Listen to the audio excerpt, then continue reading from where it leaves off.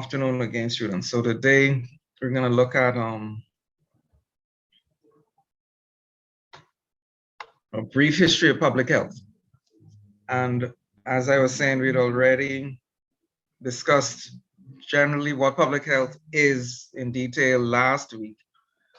And so I think we can move on a bit now without really redefining public health, but it is here and it's a good short definition to promote health and quality of life by preventing and controlling disease, injury, and disability.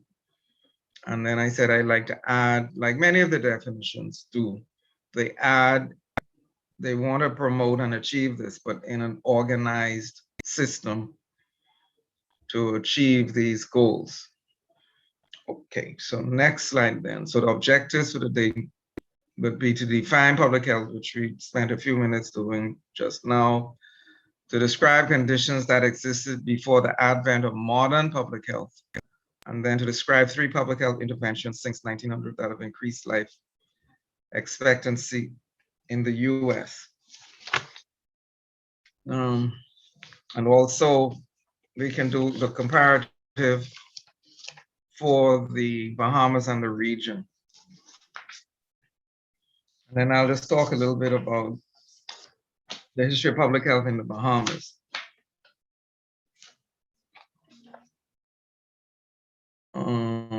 As I had said, I think in a previous tutorial, Dr. Harold Munnings has written on this, so make a note to read his book or his books. He's done several books on health, one on the history of Princess Margaret Hospital, and then one, a more general one, and maybe another one, but I know for sure those who are excellent, well-researched books on the history, of public health and health in general in the Bahamas. So now that you're back, well, and I think we're all Bahamians in the group, it's good time to read up on what's been happening in, the Bahamas itself. So going way back in time now, this first slide, now there are notes with this presentation. Now, let's see. I don't want to get this thing out of gear, but can you all have this? You could see the notes yourself on your screens, or I'd have to, because we're in slideshow, I'd have to show the notes, right? You gave us a copy of the PowerPoint, so we're able to see the notes on our screen. Oh, good. Okay. Okay, then. So we'll just go right through now, so I could present it more as slideshow rather than with the notes. Okay, so public health is the most ancient of human activities. Thanks, Ms. Lyons. From the beginning of human history, human beings have needed to ensure the survival of the larger community or the tribe. And it's amazing, the statement is written as is, because I was just looking at something on one of my sort of, feed of things about, this lady they call Eve, the first woman whose mitochondrial DNA came down to every living person through Homo sapiens, the species. They said that there were other persons, of course, in that species, but everybody now alive has inherited this mitochondrial DNA from this lady named, the proverbial Eve, the first woman who was in Africa. And so, when I read this just now, I reflected on that, how they're saying literally from this first Eve, the beginning of human history, human beings have needed to ensure the survival of the larger community or the tribe. And it's amazing that we still have some DNA from the first, woman, or the first Homo sapiens who was, who lived way back thousands of years ago. So this history goes way back. I guess that's the point of all of this. And so we've already discussed a bit about public health generally, that the focus is beyond the individual to the whole population. And one example of this is that early tribes understood the need to protect mothers and infants, and ensuring maternal and child health continues to be a major focus of public health today. And you will see that when we have spent time, next week going over, or the week after at the latest, going over maternal and child health, the program that is put on, by the Ministry of Health. And of course, the program is what we do on the health side of things, but the true practice of maternal and child health is in the homes and in the community, day after day, and but the job of the Department of Public Health, of course, is to lead and to educate, support families as they protect, mothers and infants, and see that, children develop well and those kinds of things. So now your reading covered some of this general stuff. That's chapter 1. So I hope, you're able to get through it. It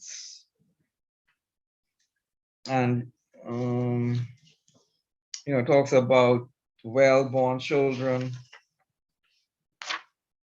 and under the methods of public health, a safe environment, enhancing of immunity, so critical these days, behavior, which relates to public health, nutrition, and then well-born children. And then prudent healthcare. So these are some of the general principles of public health, with the focus on methods of public health. And it's interesting, he writes here that in the 11th edition of Maxie Rosenau, and last, because this is last writing, maybe he wasn't an author at that time, so it's just Maxie Rosenau, Public Health and Preventive Medicine. I mean, a full author, because he clearly contributed.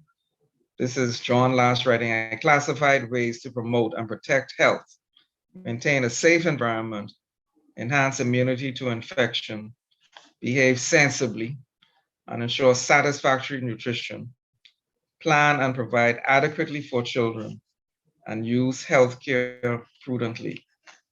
So then this chapter 1 goes into discussing that. So that's why I encourage you all to read it. And, further around that. And then just to link it to what the chapter has before they get into the methods of public health that I just described. They speak about the determinants of health. And so we'll be doing that next. I think that's our next, no, sorry. We have public health functions would be the next tutorial, and then determinants. And so this is, this is an important chapter for introductory purposes. And that tutorial, determinants of health, would be one that is put on by the Association for Prevention, Teaching and Research, aptlweb.org. So the other one I will send you all, the second tutorial. No, I already sent that, sorry, in that email. So you have tutorial 1, tutorial 2, and then tutorial 3 is the determinants of health from aptlweb.org. I can send it, also, so you can get the right one, because that's a very important web page or organization that, you can learn a lot from about the foundations of public health. So you could start to browse through that too. The purpose of the organization is actually to teach public health. So it's an association for prevention, teaching, and research. So it is right at student level, so it's well worth going there to read. Okay, so this is saying that historically public health focuses beyond the individual to the whole population. Societies that survive develop public health measures, strong rules, regulations, and taboos and powers to protect the community's health. Public health is embedded in the belief system, religion, superstitions, and in the case of modern public health science, and then it is imposed by the political system. So can anyone think of any things in our country or region or wherever that I always like to think about, us, the Bahamas, so that you sort of get an orientation to where we are. What types of strong rules, regulation, and taboos we have to protect the community's health? Can anyone think of anything?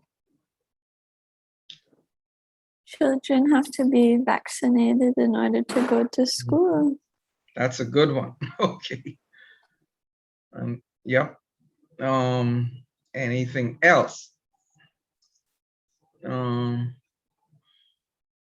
we're in the midst of pandemic, and we certainly have what? Oh, in terms of the new mandates for mask wearing in public spaces. Right. And so distancing. Who would have thought you could get behemoths to stand on the line obediently? That's how society has changed. Normally it'd be rabble rousers and everybody would be, sort of pushing ahead. Now everybody's respectful and standing on lines, So that's been a change, and it's because of the strong regulations that were put in place. And people, discipline themselves. Right. So the social or the physical distancing may be a better term. Mask wearing, encouraging people to wash hands. In fact, before you enter basically any establishment, you have to sanitize your hands. You can't wash them obviously as you enter, but you have to sanitize, and people enforce it. So that's been a total turnaround, we still have, what's the other one I'm thinking of? Something to do with air. Let me just do a general thing. Air quality. What do we have in that area? It's very useful for protecting the community's health. What impacts our quality of air? The industrial pollution? Yes, that's one, and that's important. So talk about that, especially if you're from Freeport, you would know how much trouble you all have with that. So yes, that's a good one.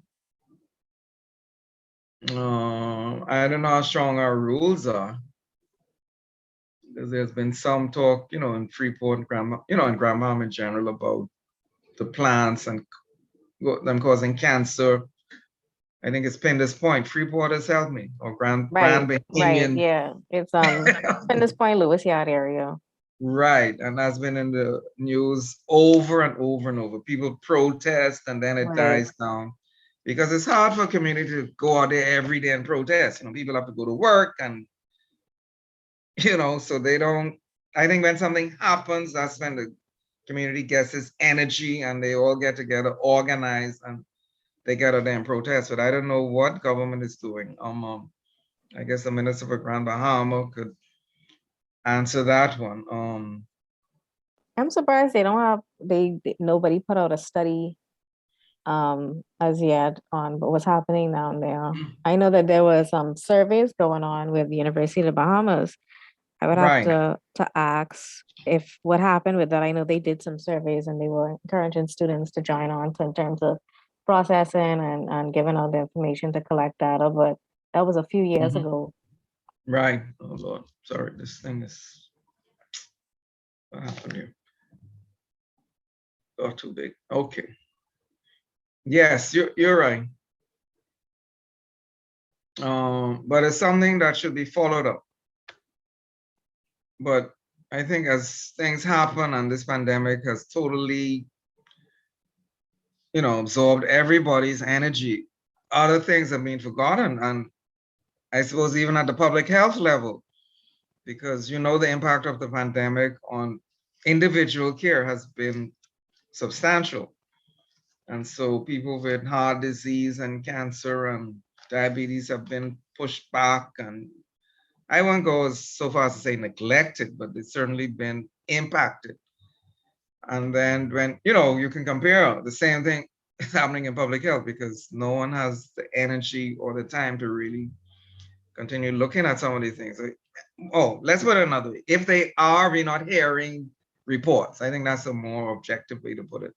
Yes. And those things are still happening, but the COVID pandemic has totally absorbed everybody. So people aren't even publishing, their routine reports and updates.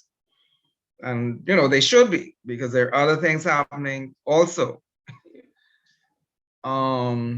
So you could do some research and update us, because they were saying that there was a cancer link. I remember that clearly to the exposures over there in Grand Bahama, especially the oil refinery area, that area.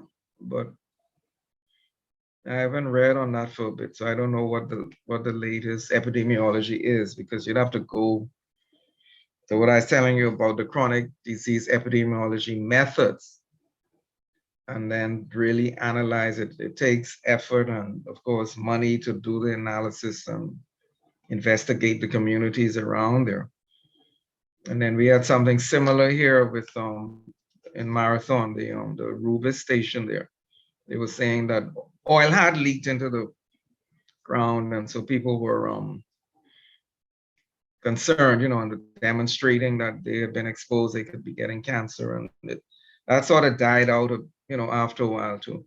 So, and the regulations would obviously be that you have to have a safe operation. You cannot have oil leaking into the environment to make people sick. So there are rules, around that, those kinds of industrial operations. And then the other one, the last one from this would be what is back to do with the air. But I like that one because that you gave. I can't see. Dr. Moxie. Hello?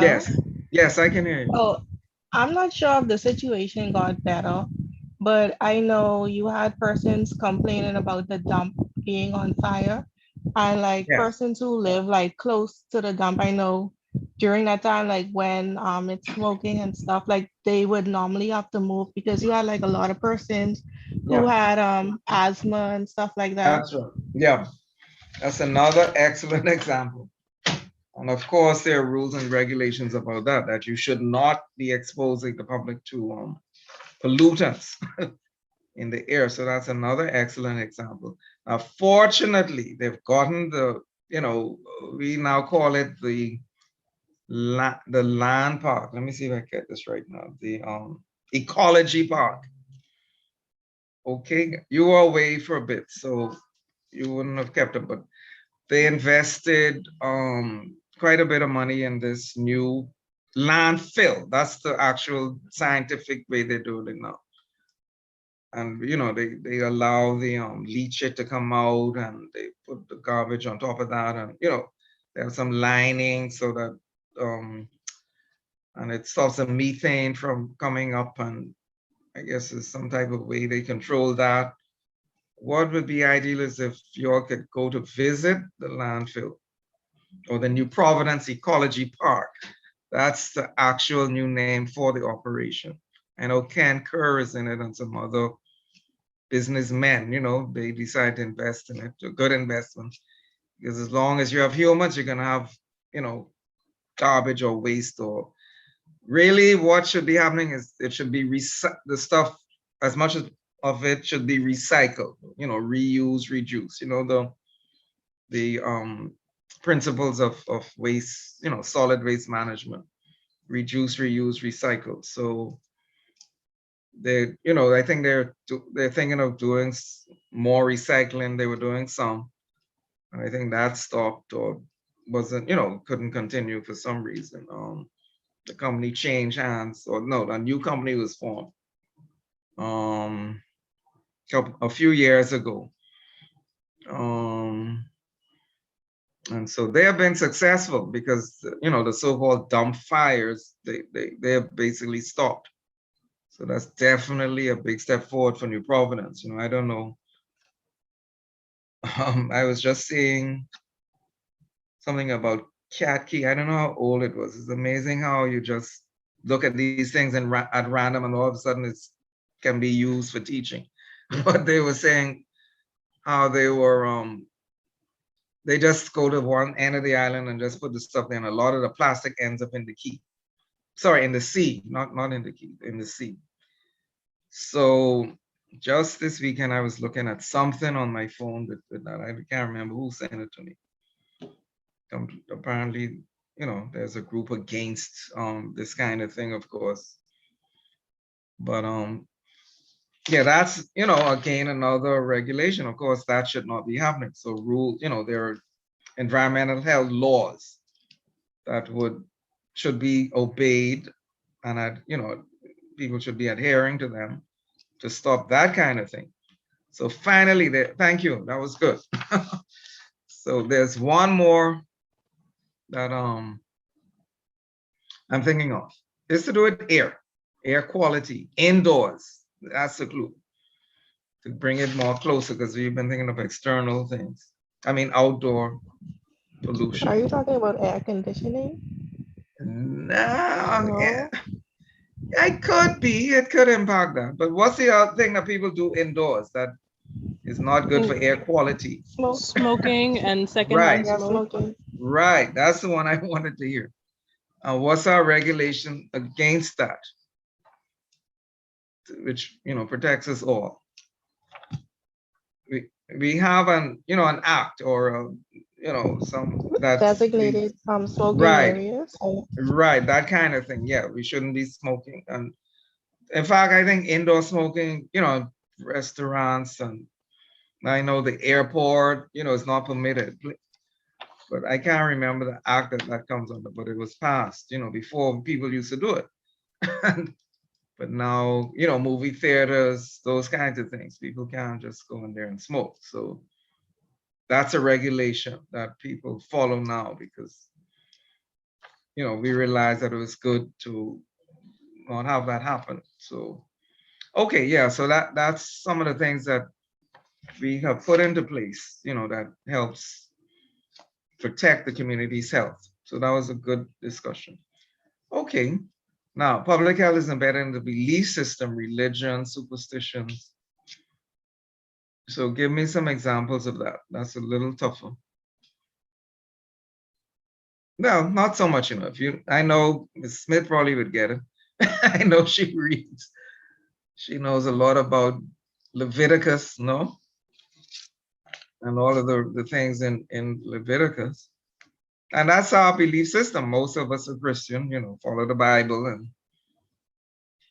we may not follow everything in it all the time, but certainly. Well, I guess going off of that, in terms of if we're looking at food, going off of, there are some people who don't eat meat, or some people who restrict what types of meat they eat. There are some people Right. who are purely vegetarian or vegan. And as you said, a lot of it has to do with religious beliefs.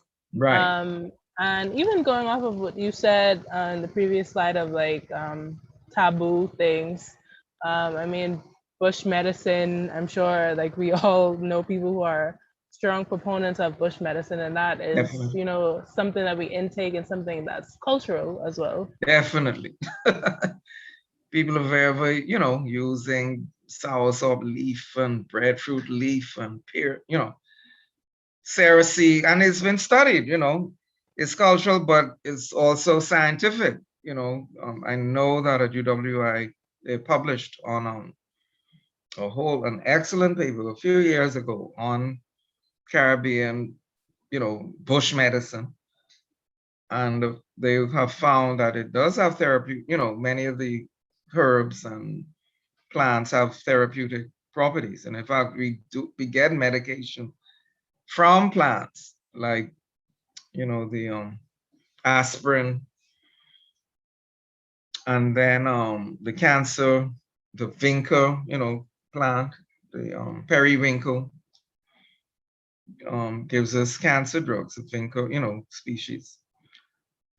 So yeah, so religion and this kind of thing, does come into public health, belief system. Okay, and then of course we have lots of examples of science and public health, so we don't have to go into that. And then just what I had said, that public health is imposed by the political system. And we've definitely seen an example of that. And even before the pandemic, we had many, many rules and regulations in place, to do with the environment, to do with personal health, quarantine, persons with tuberculosis could be, removed from their homes, from the community if they have active tuberculosis so as to protect the home and also the wider community. And they could be hospitalized and made to stay until they were well, and then they could be released, could go back out. So it's powerful, we have a lot of powers. You may not see it used every day, but it's certainly there. And all of that is, to do with the political system, the legal system, linking or tying into the health system. Okay, so let's do slide 5.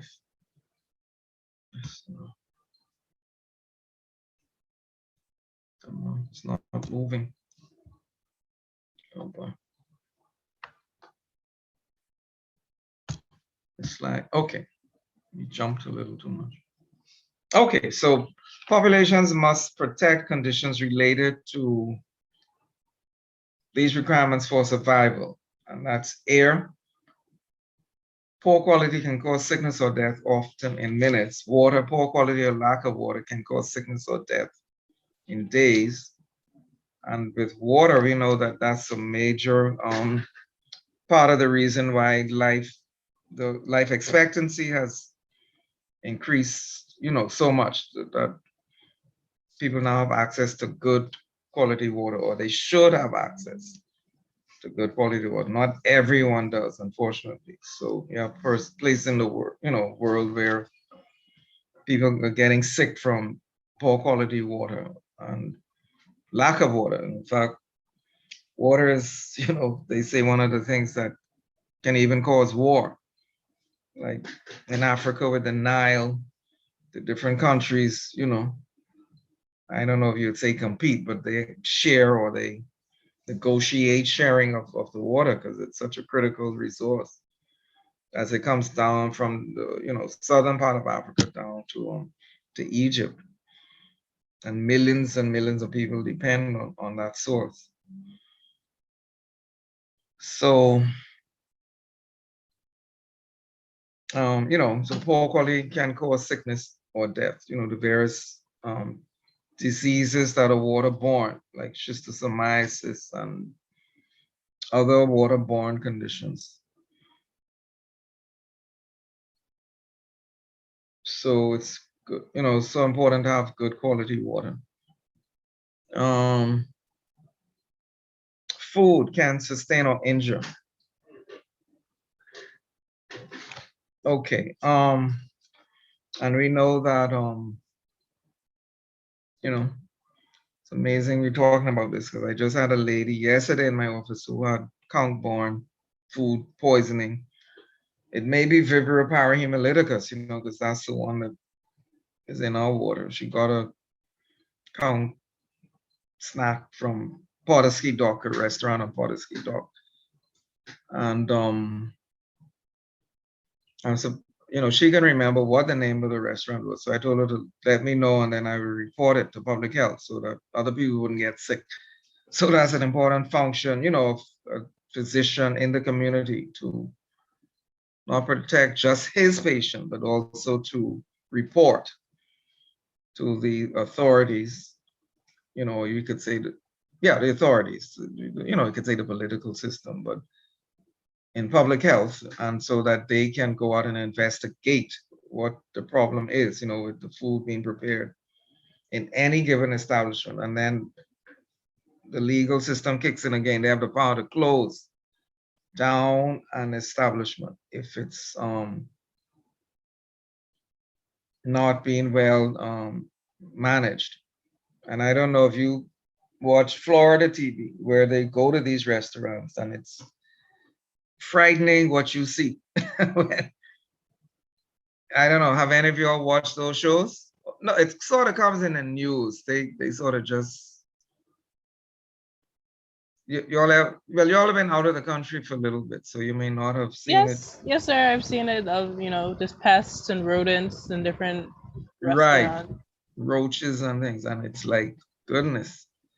And the food is not stored properly, and all kind of breaches. So we have our problems here with the same thing. It's just that we don't have a TV show where they go in the restaurant and sort of expose, what is going on. But all of that helps protect the public health because, if people know that the restaurant isn't up to standard, excellent standard, they won't go. And so gradually they'll lose business and they'll close. But that's important in public health, that you report properly when a patient comes in and who has eaten somewhere, that so that the people in environmental health can go and investigate. So you learn about that with Mr. Dwight Allens. He's going to do a detailed talk on the health inspectorate. That's where you learn about that, how they go about that, and what powers they have to enforce the closure or the cleaning and those kinds of things of these restaurants.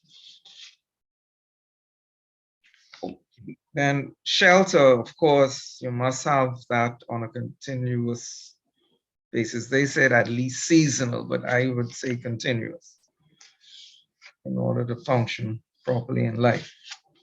And then care and mutual support, especially around birthing and protecting the new generation.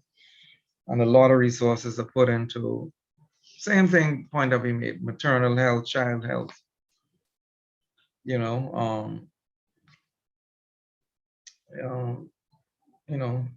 If something happens to the baby, we have neonatal intensive care unit, those kinds of things. So the baby isn't well developed to survive outside. We protect the child, let it grow, we let it grow until it's big enough to survive on its own. So that's that whole science part of what we're talking about, the specialty of neonatology. Okay, so as they say, all these requirements continue to be essential for group survival and success. That is so. Okay, so the public health codes were powerful codes and regulations that have existed in multiple cultures in virtually all civilizations, Eastern and Western. Health codes are based on the society's belief system and the society's understanding of health and disease. And this saying salus populi suprema lex ex, I don't know how good my Latin is, but that's what I think it sounds like. And that means let the welfare of the people be the supreme law. Let me see now, I think there may be a note on that.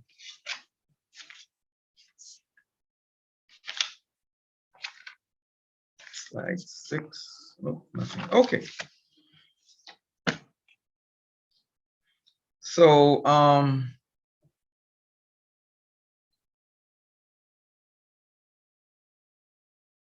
so these public health codes, we're gonna go into or develop, first of all, by way of tribal rules, hieroglyphs, next, the Chinese Empire, the Bible, I mentioned Leviticus already, the Quran. Oh, and then the Roman Senate. That was this Salus Populi Suprema Lex Ex that came out of the Senate in Rome. So requirements and prohibitions, these tribal rules are passed on through oral traditions, and some examples they give Don't camp in damp, swampy places. Don't use still or unclear water. Don't allow animal waste inside shelters. Avoid certain foods, plants, or animals, and assist with feeding of infants. And then oral traditions eventually become part of written codes. And then they gave the examples: China, Middle East, North Africa, South and Central America. I guess the different civilizations that came about in those areas: the Babylonian, the Egyptian, the Mayan, Inca. So those would have come down. And then the example given is in the Bible. The book of Leviticus spells out the rabbi's power to evict lepers and demolish their housing based on the fear of the disease and the misperception that it was communicable. I think leprosy is communicable, but it's not that easily caught, right? Y'all just did pathology. Check on that for me. Both the Quran and the Bible have detailed food codes. Is that true? Leprosy? Nobody can look up leprosy. How communicable is leprosy? Is it Mycobacterium leprae? So that somebody is looking that up just quickly. Yes, How is it the transmitted? The first article on Google says that it isn't that contagious, but if you come into close and repeated contact with Right. respiratory droplets, you can contract the disease. Right, Mycobacterium leprae. Right. I thought it was somewhat communicable, but okay. They say not very communicable, not like chickenpox or SARS-CoV-2, Delta variant, which is just like chickenpox. You've heard that, right? And that's why the thing is spreading. Just chickenpox is highly contagious, but you heard that comparison? That SARS-CoV-2 Delta variant is as contagious as chickenpox. Did you all hear that before? I guess when This is they, the first time I'm hearing it, to be yeah, when they, honest. yeah, check on that, but I read that. I mean, you read so much things. I could not tell you where I read that or heard it, but we have a doctors group of 100 doctors who are from the medical association, and we're always debating and kind of thing. So I'm going to share any pearls from that group with you all, because we do it on WhatsApp and it's like forever and forever. I can't keep up some days, but I told them I would focus on the public health aspect of it. And some of them, love the clinical and treatment side of it. So it's a good, mixed group. So we get through a lot of stuff like that. Okay, but check on that. It is, very contagious. That's why, again, coming back to the vaccine story, you have to push, encourage people, in your family and friends and patients eventually when you start to interact, because that makes it more real. If you think of something as contagious as chickenpox, you realize why it's spreading, it spreads so easily, and the care we have to take to prevent the spread. Because chickenpox is one of the most highly contagious viral infections, that we have. Okay, so let's do the timeline now. So we have, this will be a very quick overview of major historical developments related to public health, with a focus or bias toward Western history. So we have ancient Greece, the Roman Empire, the Middle Ages, the birth of modern medicine, the Great Sanitary Awakening, and then modern public health. Okay, so the Greeks, public health messages haven't changed all that much. The Greeks understood the importance of washing hands, taking a bath, exercising, and eating good food. And the naturalistic concept stated that ill health was caused by an imbalance between man and the environment. And that was their concept. And then Hippocrates, the father of Western medicine, believed that illness had a physical and rational explanation. And he looked for and described the causal relationship between disease and factors such as climate, soil, water, lifestyle, and nutrition. And I always like to put in here that as we do the determinants of health, after the next tutorial, we'll see that the same things come up to keep us well, that, you want to have clean water, you want to have a, healthy lifestyle, eat well. And so if you're not doing that, you get the reverse side of the coin, the other side of the coin, where poor water, poor lifestyle, things like smoking, being overweight, affect your health. So it's same thing described, for both health and disease. You could think of it that way. So Hippocrates coined the term epidemic, or on or akin to the people. Epis is on or akin to, demos, the people. Now, the Roman Empire came after Hippocrates, 23 BC to 476 AD. Hippocrates was 460 BC. And the Roman Empire was many, many centuries after that. So the Romans adopted Greek values. They were great engineers. They developed sewer systems and aqueducts. And then you got, I guess you could say, the start of public health administration, where they regulated, organized public baths, the water supply, and markets. And they built aqueducts to bring water into the city. Plumbing technology was very advanced, but unfortunately they replaced leaky clay pipes with lead pipes, and they suffered from lead poisoning as a result of that. And they collected taxes to support public services such as public baths, water and sewage, and restaurant inspection. So this is the foundation of a lot of what we still do in public health. We still pay taxes and design water systems, sewage systems. And you'll learn about that when we have water and sewage day, or, and you'll, and they speak to you. Public baths, but we don't do that, have that anymore. Restaurant inspection, we still do that, as we stated just now. We still, inspect, I guess, food markets and those kinds of things. We start the market on Porter's-Key, and then it's now basically on Soldier Road, the BAIC market is very good. You get lots of cheap vegetables, and fruits.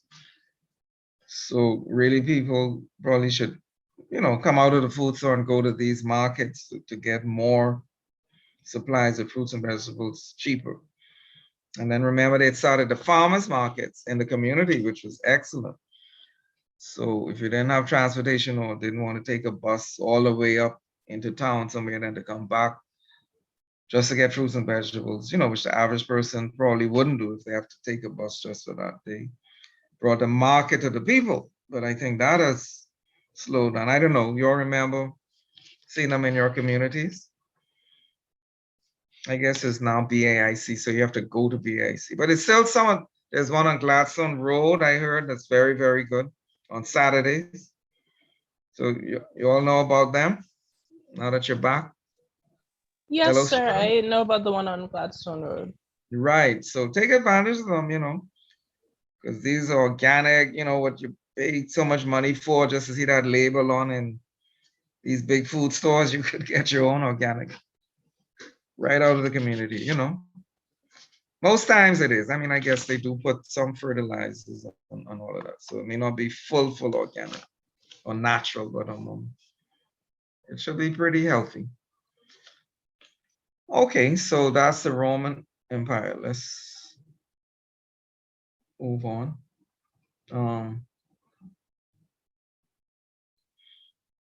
We have the Roman aqueduct.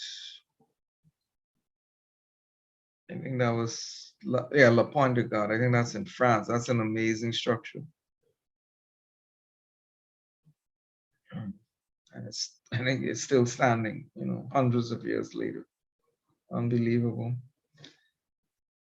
design. Then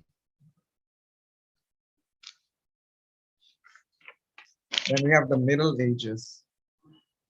Oh yeah, sorry, La Pointe de Garde is in southern France. The Romans constructed it between 500 and 523 BC. And this carries fresh water to the city of Nimes or Nimes, I think. Okay, now in the Middle Ages, Europe went through the Dark Ages, and there was a decline of hygiene and sanitation, a general abandonment of the Greek and Roman values of hygiene and sanitation. Faith and prayer were the accepted treatment for illness. And we still have that today. That's part of our culture. We certainly, feel that's so important. But that's not the only treatment. Or let's see if I could put it in a diplomatic way.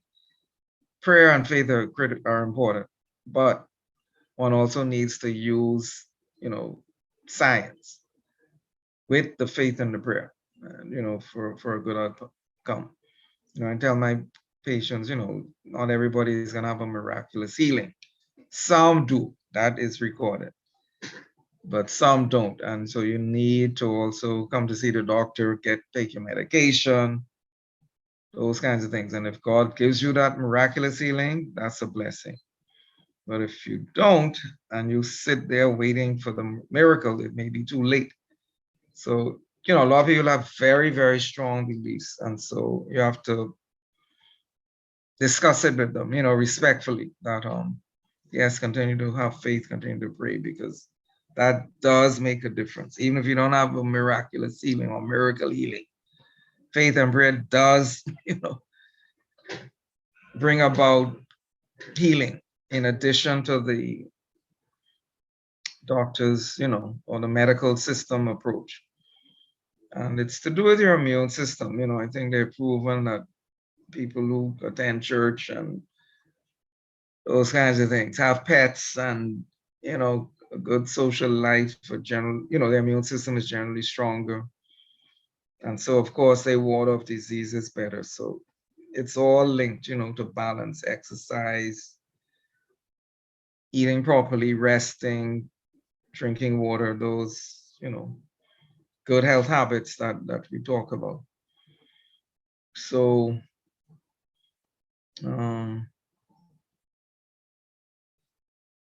so the physical body was less important than the spiritual self. And then later on, some important public health tools developed. And there was an understanding that isolating ships and diseased individuals could help prevent the spread of disease. And people started quarantining ships and travelers for 40 days. Persons were denied entry to the infected ships, and you couldn't come off the ships. And we still have that today, where, if somebody gets sick or dies on a ship, the medical officer of health or a designated person has to go on the ship and, examine the body and make sure that the person didn't die from something else, that could come into the country. So before they let passengers off the ship, they call it giving free practice. The person, the doctor has to go on board. The public health physician has to go on board and discuss with the ship's doctor and see the body, and then sign a document to allow the passengers to come off the ship. So we have that, this practice of inspecting ships and right up to now.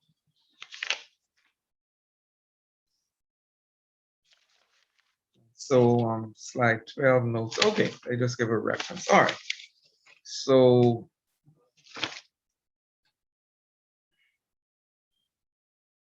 next we had the plague. That was an epidemic that spread in Western Europe between 1348 and 1530. So from the end of the Middle Ages through the Renaissance. Any questions so far? Because I've been doing quite a bit of talking. or just roll on to get through. Anyway, ask me any questions, you know, if as we're going through. Students, you still there? Yes, sir. Yes, sir. Okay. Yes, Doc. All right. So we had this plague, you know, that went on for many years. From that is what, nearly 100 years. Unbelievable. So we are complaining about, let's see, March to we have what, 1 year and how many months? April, May, June, July, August, September, October. 1 year and 7 months. And Europe had to go through how many years of this? 1348 to 1448. To nearly 1548. Can you imagine? That's nearly 200 years of suffering from this disease. And it you know, was worse between 1348 and 1352. It killed at least 25 million people in Europe, a third of the population, and more than 60 million worldwide. And this gentleman, Boccaccio, said that the victims ate lunch with their friend and dinner with their ancestors in paradise. That's a very dramatic way to put it.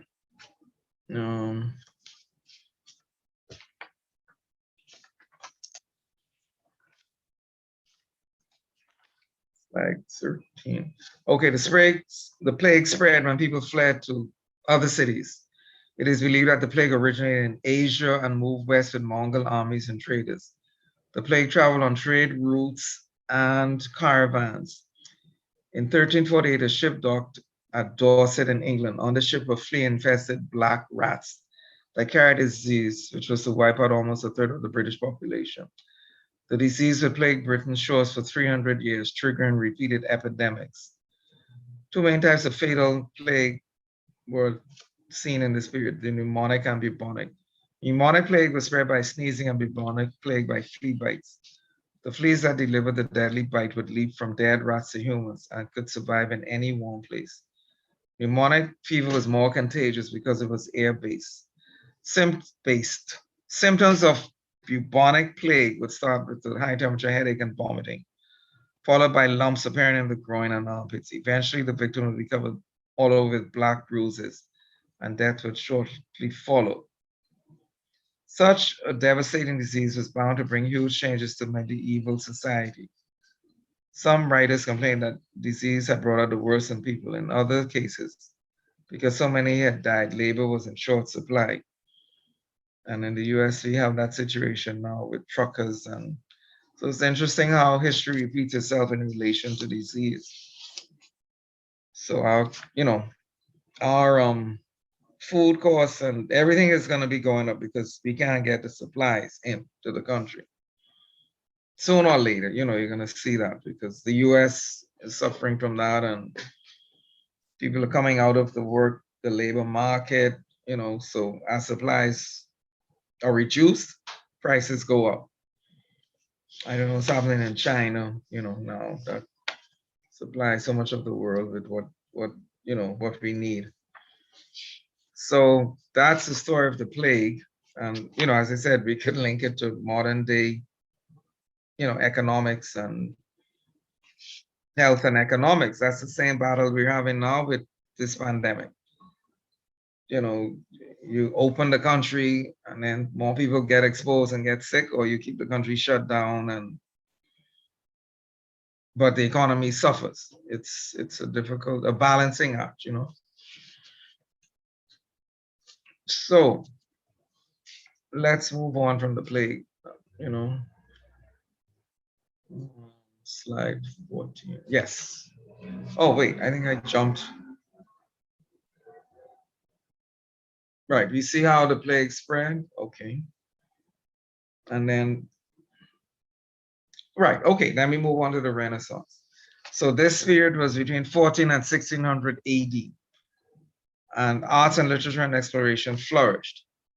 But unfortunately, explorers and traders unknowingly spread diseases like smallpox, measles, and typhoid. And the method of spread of disease still exists today. For example, spread of SARS across countries.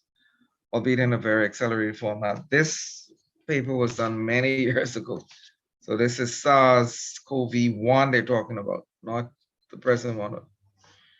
But it's interesting, you know. So what had happened before happened again. SARS was, I think, in 2003. And I think Canada was a sort of epicenter for it for some reason. I don't know why, but I remember clearly, you know, a lot of cases came out of Canada, but it never spread as a global pandemic. I guess they got it under control in time. So,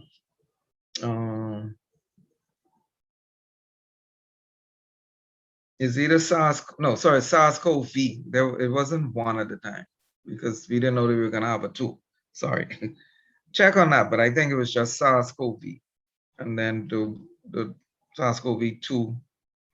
Check the nomenclature for me, please, students. Was it SARS-CoV-1 and then SARS-CoV-2? Or just SARS-CoV and then they added the 2 because it's the second. It's a different virus and it's I think it was called SARS. That's all. just And then, SARS.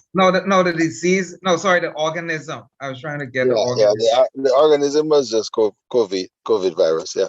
Right, SARS-CoV. No one on. Right. Right. Okay. No 1 or 2. No. Right, and then we got 2 because it's the second Right. version. Okay. So welcome. How are you? I am doing pretty well. I just got good news that the research project is clear to go. Oh, The first awesome. topic. So I just WhatsApped everybody on that. But Okay. okay. Doing well. I'm here enjoying your lecture. Okay. I'm trying my best. I always say you should be the one giving this one, but anyway, That's you all know right. any medical All right. history. That's all right. I love One of these hearing days, that. I'm gonna give it to you. No thanks. Anyway, Okay. all right, let me continue because we got off to a late start. Anyway, no, they were doing reading.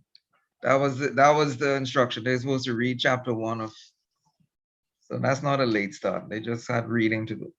Public health and human ecology. Okay, so we're in the Renaissance, when arts and literature and exploration flourished. You know, and again, this is a Western bias because people had been exploring the world before, you know, but in Europe it flourished. You know, I had to put that in because there's so much controversy about who discovered who first and when, and you know, they even say Africans were in South America before Columbus. You know, there's evidence for that to do with the currents. So persons could catch this current and come across to South America from Africa, from West Africa. So, you know, look that up, you know, explore that history of Africa and the link. But the Europeans came across and, you know, did exploring and met people on this side of the world already. But unfortunately brought disease, which killed 90% of the indigenous people in the New World. You know, the Mayans and Aztecs and Incas, those people. And then later on, of course, the Arawaks and Caribs. No, sorry, I guess the Arawaks and Caribs were the first to start being killed because that was the first contact. And then later on, it was the big civilizations of Central and South America were impacted. So, let's look at the background material quickly. Oh boy, sorry. I'm pressing this thing unknowingly. Okay, so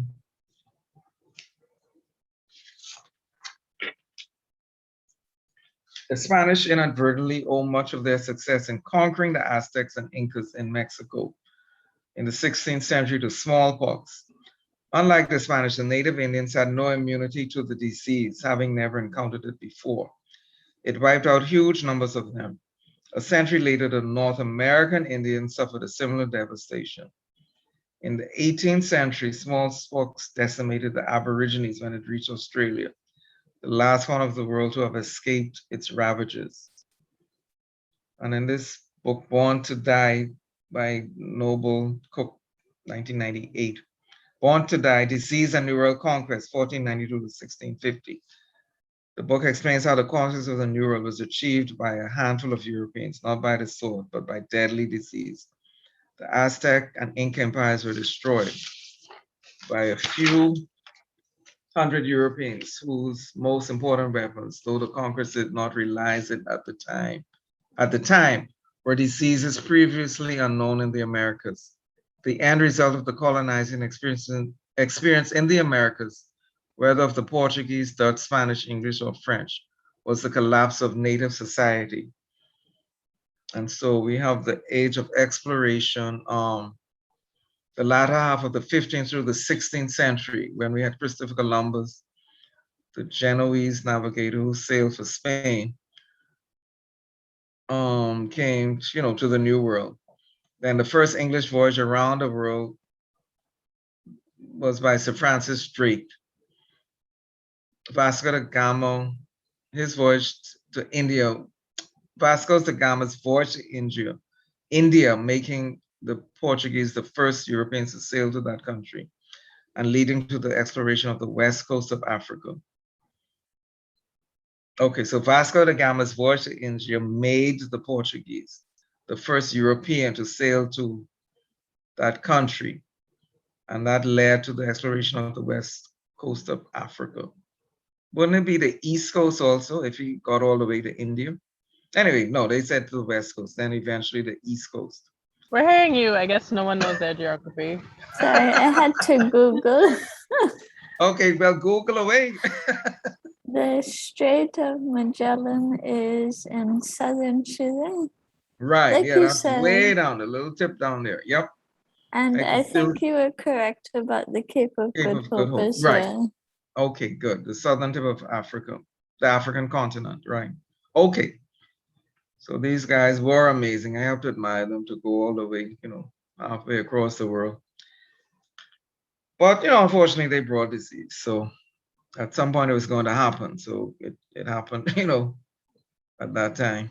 That's the nature of mankind, to explore, to see what's out there. Okay, so next was the Age of Reason and Enlightenment.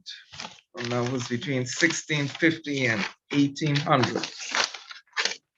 Let's see what happened. We had the birth of modern medicine, and then William Harvey developed his theories of circulation.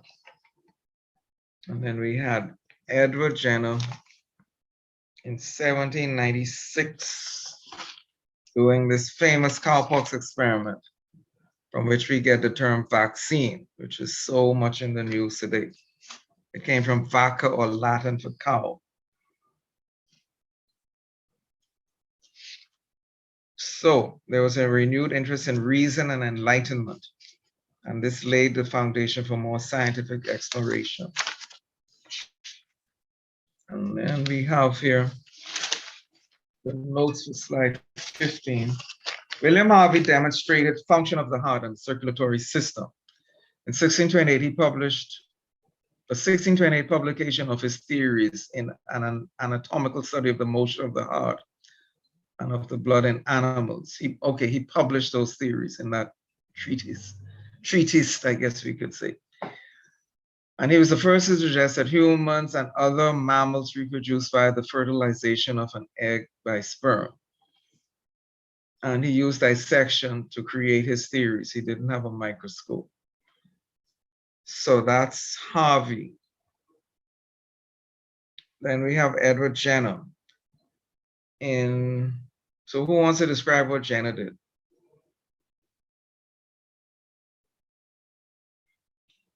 Anyone? Okay. In 1796, he vaccinated 8-year-old James Phipps. I don't know how he got to vaccinate an 8-year-old, but he did. Even now, he's still doing vaccine studies on children, so I don't know why I'm surprised. Because the scientific method states, clearly that you have to do the experiment to prove your theory. So this wasn't anything unusual when you really think about it. But I he, think, sorry, I thought that Sure. was interesting too when I heard about it, when I first heard about it. yeah, And I had looked it up and he had vaccinated, it was this little boy who was the son of Yeah. his gardener. So I don't know what exchange he Oh. gave to him. the boy was, The son of what's his name? his gardener. Yeah, James Phipps. Oh, that was the son of his gardener. Yes. So again, there was a little class thing going on there. Yeah. Why didn't he Actually, vaccinate the? Go on. actually, Fill it actually, in. actually, what he noticed was that the milkmaid that was there to Right. That's the was story I wanted. was milking the cows, and she got these Mm. little pocks on her hands, and he Mhm. noticed that she never got smallpox when it came around, and he postulated in his head that this might work.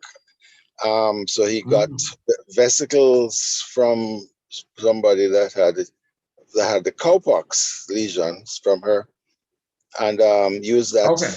through a scarification process to vaccinate his this little boy. And remember, it was a different time. They didn't have anything about the scientific method and all that those times. This was when a time when doctors were mostly concentrated in the city, and a doctor who went out into the country was looked down upon as a less progressive doctor, until they noticed that the doctors in the countryside were actually doing better than the doctors in the city.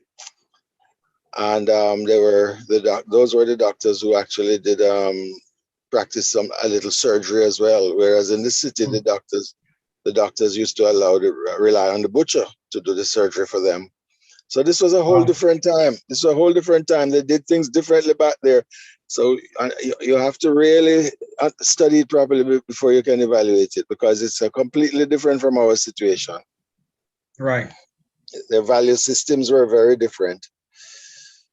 They didn't even think about ethical considerations.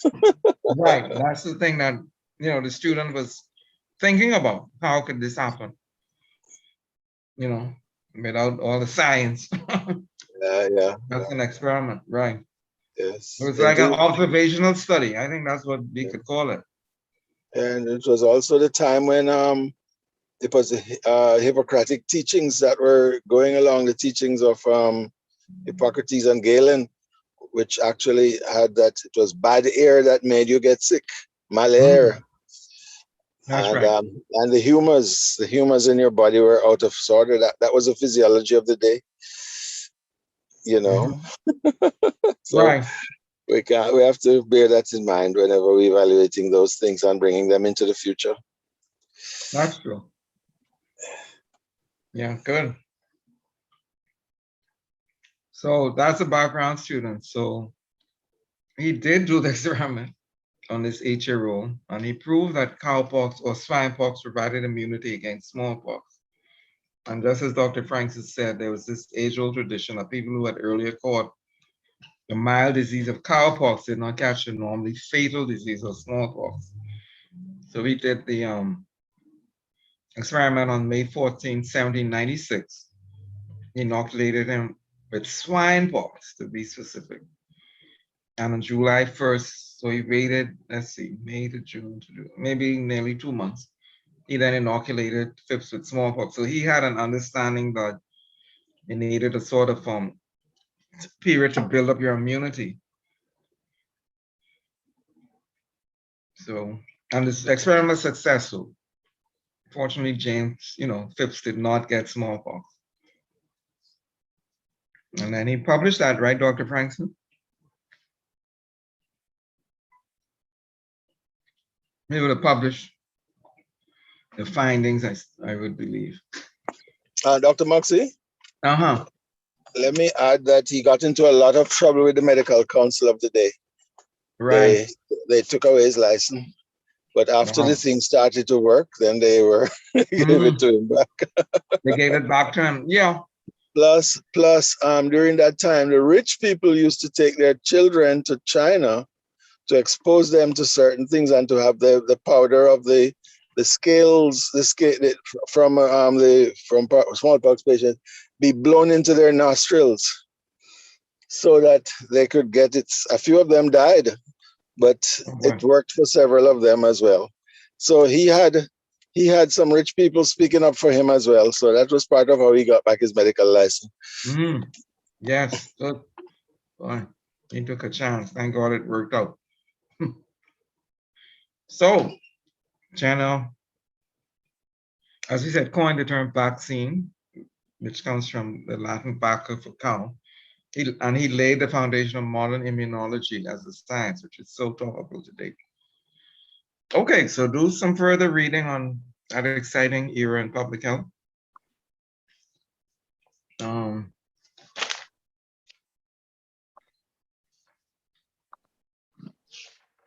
And we'll move on now to the next era, which is that of industrialization and urbanization. And the key points here that this period was in the 19th century, and it produced a new set of public health problems like slums, poverty, and disease. And actually, we went back 1,000 years. So the conditions were worse than 1,000 years before. And at this time, the English working class had a life expectancy of 7 years, which is unbelievable, but it's how bad things were. So this slide shows a Lower East Side tenement. Sorry. This slide shows, it's from the Lower East Side Tenement Museum in New York City, sorry. And it's a virtual tour. So the description is that it was easy to overlook 97 Orchard Street. The building was but one of the thousands of tenements that sprouted up on the Lower East Side during the 19th century. However, for Lucas Glockner, 97 Orchard Street wasn't just another tenement. It was a ticket to prosperity. When the German immigrant opened his tenement in 1863, he was hoping to turn a profit by providing cheap homes to the immigrants who were flooding into Manhattan. The tenement fulfilled Glockner's dreams. People filled the building and swelled his pocketbook. Indeed, between 1863 and 1935, 7,000 tenants lived in 97 Orchard Street. And then then they did a virtual tour, about the lives of those people. So conditions were pretty poor. So then we had the Great Sanitary Awakening. And in this period now, between 1800 to 1900, or the 1800s to the 1900s, there was great strides in scientific knowledge to help understand the origin and treatment of disease. There was more of an interest in humanitarian ideals and acknowledgement of the connection between poverty and disease. And even today, poverty is the single best predictor of poor health. So returning to what the Romans had figured out, they developed new infrastructure for clean water and sewage removal. And then there was a birth of a system to monitor the health status of communities. So, we have still all of these features of public health today. We have the scientific knowledge, we have the humanitarian ideals. This has been studied, when you look at the social determinants of health, we know there is a link between the poverty and disease and other things, which we'll go into when we do determinants of health. The water supply is now regulated and controlled, and monitored, and then sewage removal is also regulated, controlled, and monitored, and taxes, are paid. There's a fee to maintain it. So those kinds of things are in place now. Of course, not everybody has a sewage system, in their community, but those older parts of the city or the, use a sewage system. So as I said, you learn about that when we get to the water and sewage people to talk to us. And then monitoring community health status, a lot of surveys are done to capture this data, and lots of things are published, to let us know what's happening with health, at different levels, island level, regional, national, regional, hemispheric, global health. Okay, so there's no shortage of information. So let's see now. Background materials. Let me look at the background materials.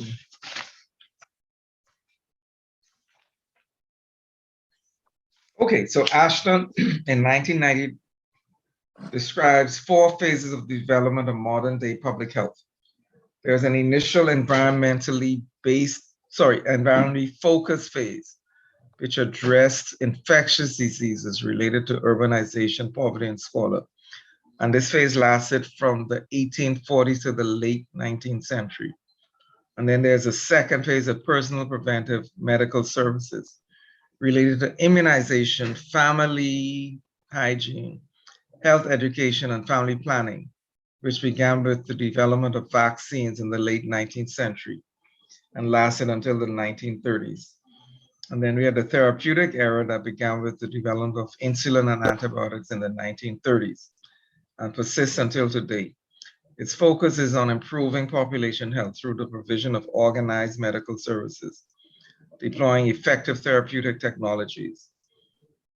And then there was a recognition that the environment is also social, economic, and psychological, and that healthy public policy is an appropriate part of this new public health. And we spoke about healthy public policy earlier, that it's not just what you can find in the public health arena, but it's outside of that. Works for roads, parks, customs for taxes on cigarettes and fatty foods, or whatever you want to put it on, lowering taxes on fruits and vegetables, those smoking, policies. Smoking would be healthy, sorry. What's another one outside of health? Seat belts. It's outside of health. That's Ministry of Transport. So things like that, would be healthy public policy. Speed limits, those kinds of things. Emission control, things like that. Okay, so that's for slide 17 to describe those 4 phases. Also making it compulsory that children have to go to school, because Right. there was much child labor and a lot of children dying in that situation. Good. That's a good one. Yeah. There's so much in this history of public health. We could, do a week seminar on this. Okay. So slide 18. Someone's mic is open.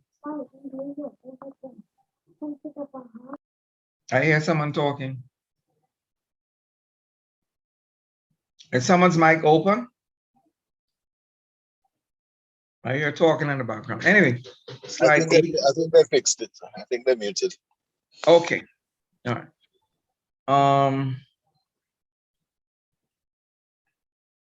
Let me see now. Slide 17, slide 18. Okay. There are 4 slides coming up now to do with Dr. John Snow, 1813 to 1858. And he was the well-known gentleman who to the Broad Street pump handle story. Okay, he is considered the George Washington of public health, the pioneer. Well educated despite being raised in a working class family, he was a man of many interests, a physician to Queen Victoria and a mathematician. He became very concerned about the cholera outbreaks in London that were devastating the population. He made careful observations of the disease, who caught it and where the deaths occurred. And we know of him, the Broad Street pump. It's a classic tale of basic epidemiology, the core science of public health. Before people understood the role of bacteria in causing disease, and without any of the modern lab supports or computer analysis, Snow developed a theory of the source of the outbreak. So who wants to talk about that? I think it's time to let a student talk now. I know you all did this lower down in public health.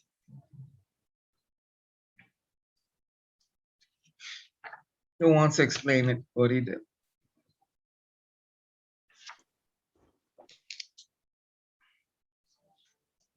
From Anyone? what I can remember, he created a very detailed map of London. Right. and- Oh, let me show it to you. Yeah. Yes, sir. And he Oh, was God. able to pinpoint the source of the cholera outbreak to a Right. single pump. Oh boy, I just lost my, oh, must be another.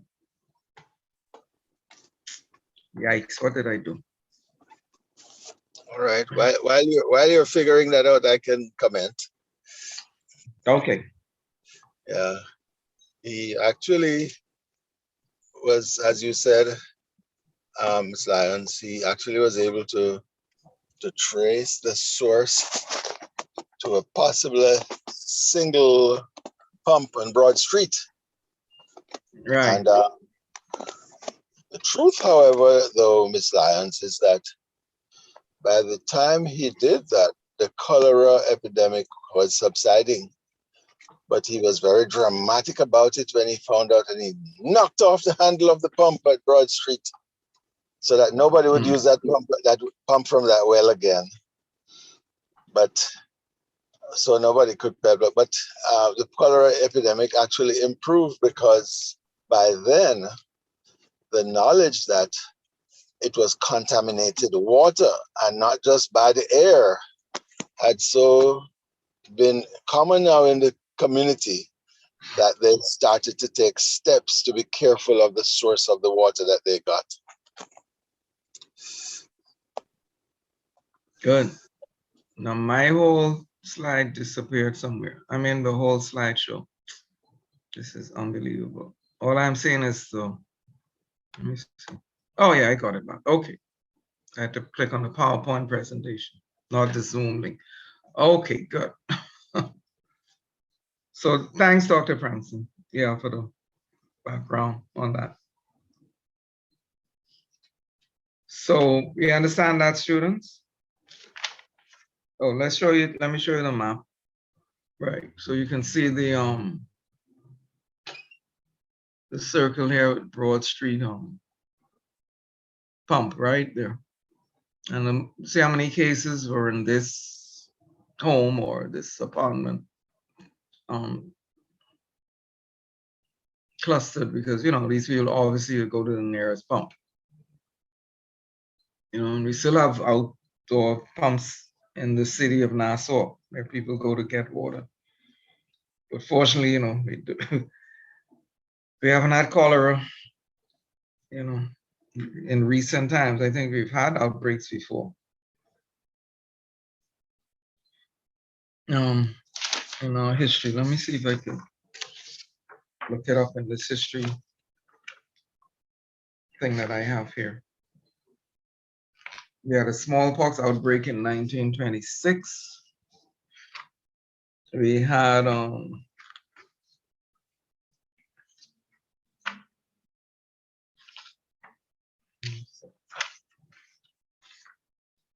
I don't see cholera.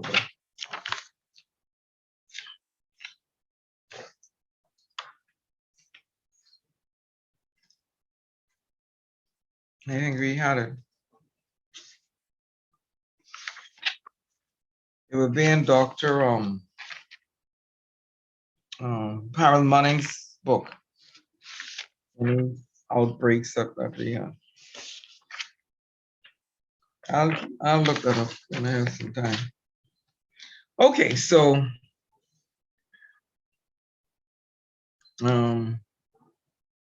that's that map showing that, and this is the Broad Street pump.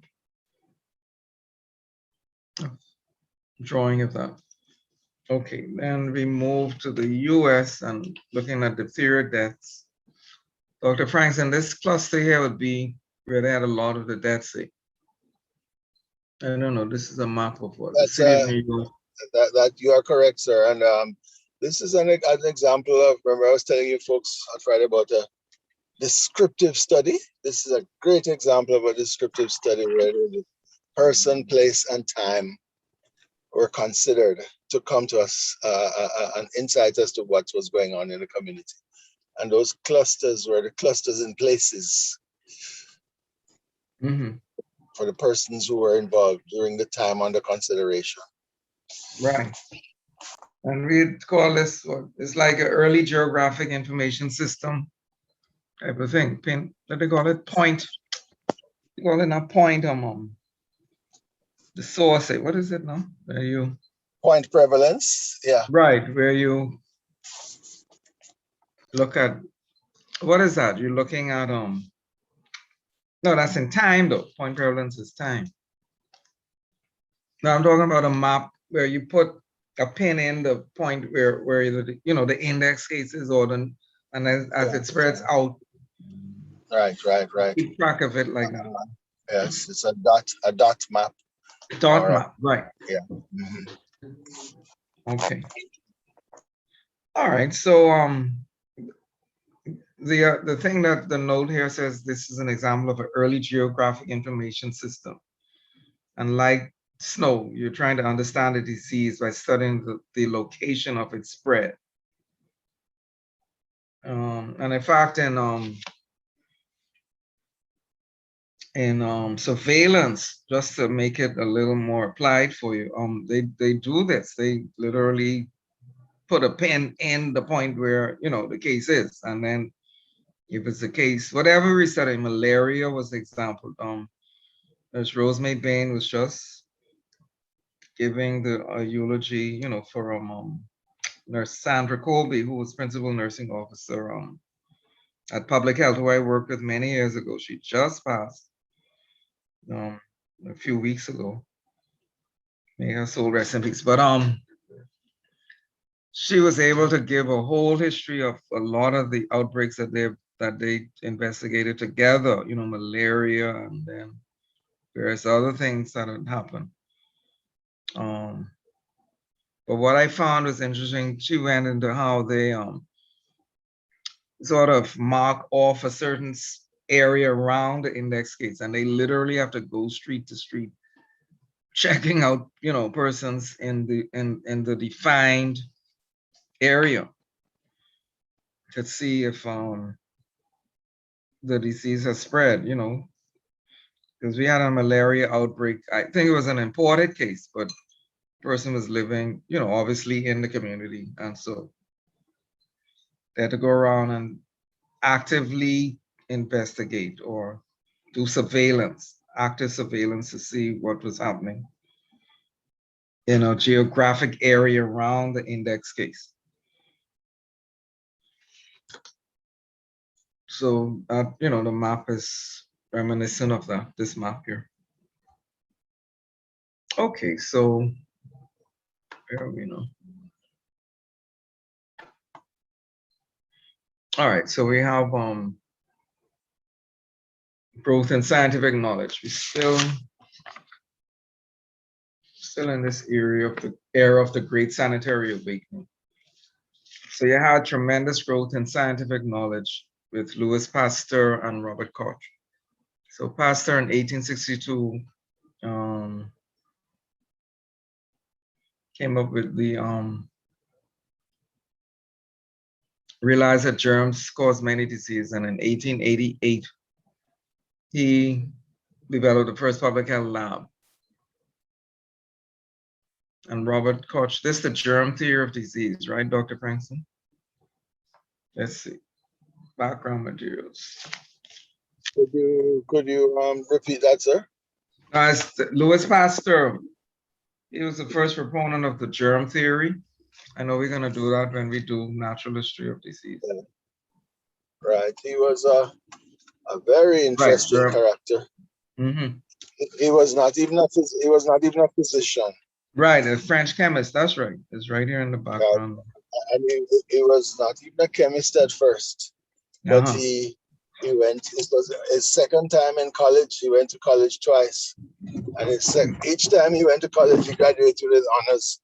And the second time, he chemistry, and so he was a crystal chemist and biologist. But he was actually employed first to help the vineyards, the owners of these vineyards, to stop making their grape juices ferment so easily.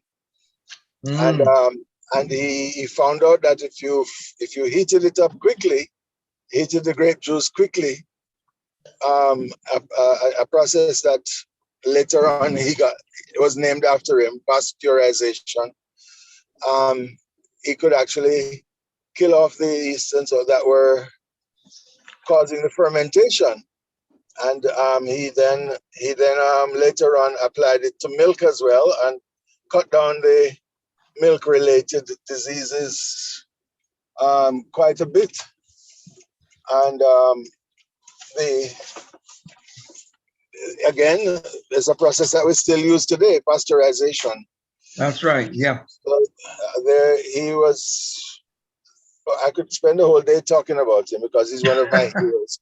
He's one of my heroes that show that you don't have to be a physician to actually make a huge difference. Right. But his counterpart and rival was Robert Koch, and that was another interesting character. But he now was a physician, and he came up with Koch's principles. Right. But very interesting fellows, very interesting characters. Yes. And they were arch enemies of each other. Wow. Both of them were being honored in Europe. Yes. And if one was being honored, the other one was kept backstage because they didn't want to be on the same stage as the other one. Wow, this is serious, eh? Because Koch was German and Pasteur was French. Yes, and the Germans had messed with France, and the French were not impressed with the Germans. Right. now it's making more sense as to why they were like that. The pride, national pride. Competition and anyway, back to you, sir.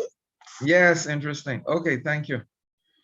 Right. So as Dr. Frank said, Louis Pasteur, was a French chemist along with his other skills. And his early research consisted of chemical studies of the tartrates, in which he discovered molecular dissymmetry. And then his experiments with bacteria in 1862 conclusively disproved the theory of spontaneous generation and led to the germ theory of infection. And then, as was said, his work on wine, vinegar, and beer resulted in the development of the process of pasteurization. Of great economic value also was his solution for the control of silkworm disease, his study of chicken cholera, and his technique of vaccination against anthrax, which was successfully administered against rabies in 1885. In 1888, the Pasteur Institute was founded in Paris, with Pasteur as its director, to continue work on rabies and to provide a teaching and research center on virulent and contagious diseases. Good, so he is a major contributor.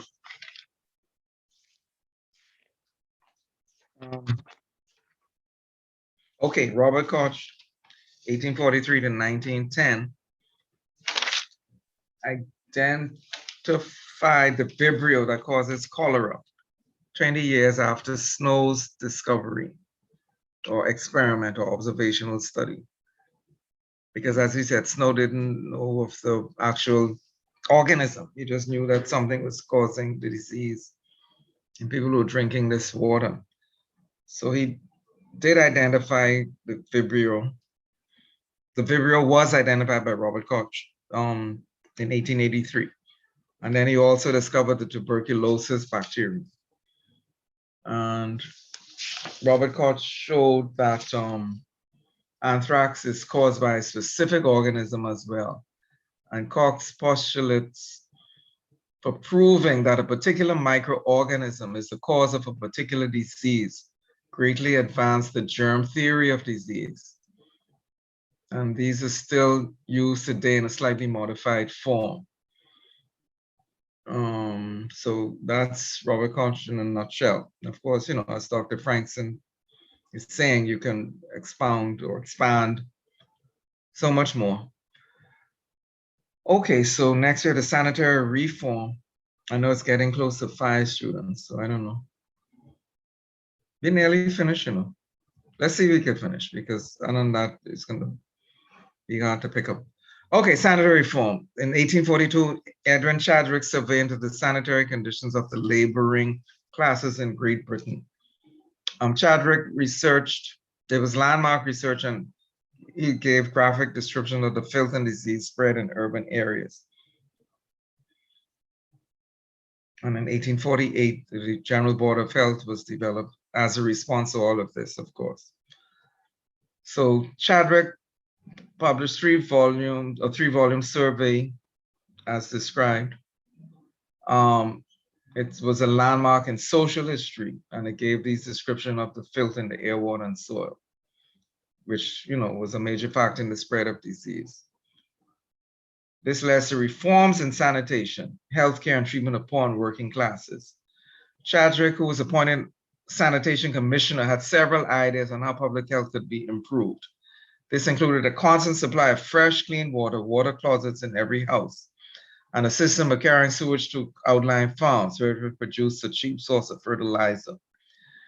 Attempts to introduce public health reforms were resisted successfully by people who with vested interests. For example, landlords and water companies who wanted to maintain the system they had at the time. So that's Chadwick. And then as I said, in 1848, the General Board of Health was formed. You know, of course, a lot of our systems in, you know, the Bahamas, Caribbean countries, you know, the whole British Commonwealth would have come out of this. So then after Chadwick, so they go on to talk about Charles Dickens and describe the terrible conditions, you know, at that time when he wrote his novels and plays. His novels, Oliver Twist, A Christmas Carol, Bleak House, and Hard Times. So Dickens writes in one of these books, Joe lives, that is to say, Joe has not yet died, in a ruinous place, known to the likes of him by the name of Tom All Alone's. It's a black, dilapidated street avoided by all decent people, where the crazy houses were seized upon when their decay was far advanced by some bold vagrants, who after establishing their own possession took to letting them out in lodgings. Now these tumbling tenants contain by night a swarm of misery. As on the ruined human wretch, vermin parasites appear. So these ruined shelters have bred a crowd of foul existence that crawls in and out of gaps in walls and boards, and calls itself to sleep in maggot numbers, where the rain drips in and comes and goes, fetching and carrying fever, and sowing more evil in its every footprint than Lord Caudle and St. Thomas Doodle and the Duke of Foddle, and all the fine gentlemen in office down to Zoddle, shall set right in 500 years, though born expressly to do it. And this came from Bleak House. So this is Charles Dickens, you know, a well-known English author of that period. Describing, I don't know if you all ever saw the movie Oliver.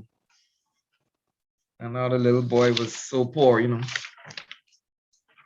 All they used to get was porridge. He was an orphan. Remember that movie? Y'all probably too young for that. No, I remember. It's a play too.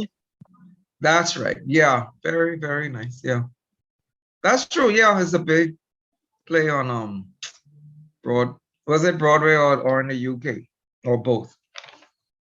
That's true. It's a They big made play. It's a big play against Broadway wise. a Theater play. musical. Yeah, musical. That's right. Yeah. Thank God they're opening up now, and you could go back to see, things like that. Okay, so 24, Shattuck, now out of the US, we're getting closer to what we have now.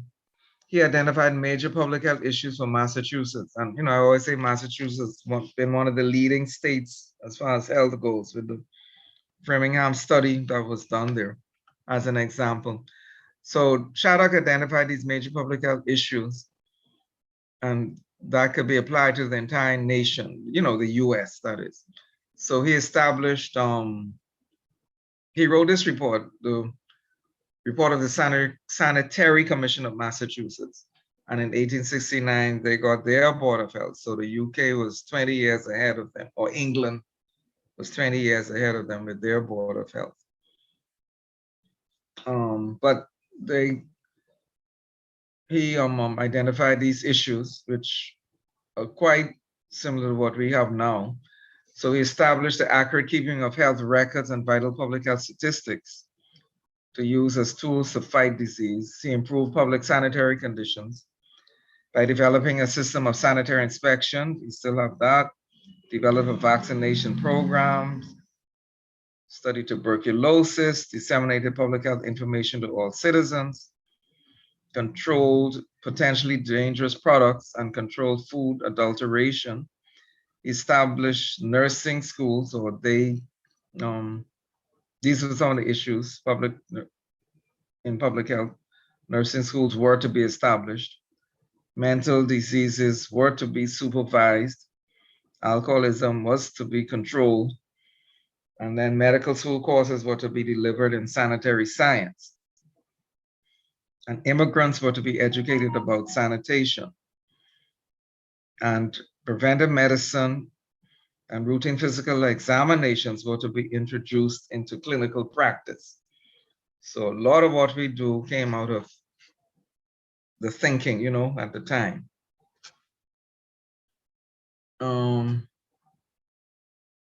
Okay, slide 27. Oh, let's go back. So in redefining the unacceptable, Jeffrey Vickers said, who was the secretary of the Medical Research Council, Great Britain, in 1950 said the landmarks of political, economic, and social history are the moments when some condition passed from the category of the given into the category of the intolerable. The history of public health might well be written as a record of successive redefinings of the unacceptable. So let's see. Okay, we won't have to do this, I don't think, because time won't permit us. But maybe one example of something that is unacceptable, just to give us an idea.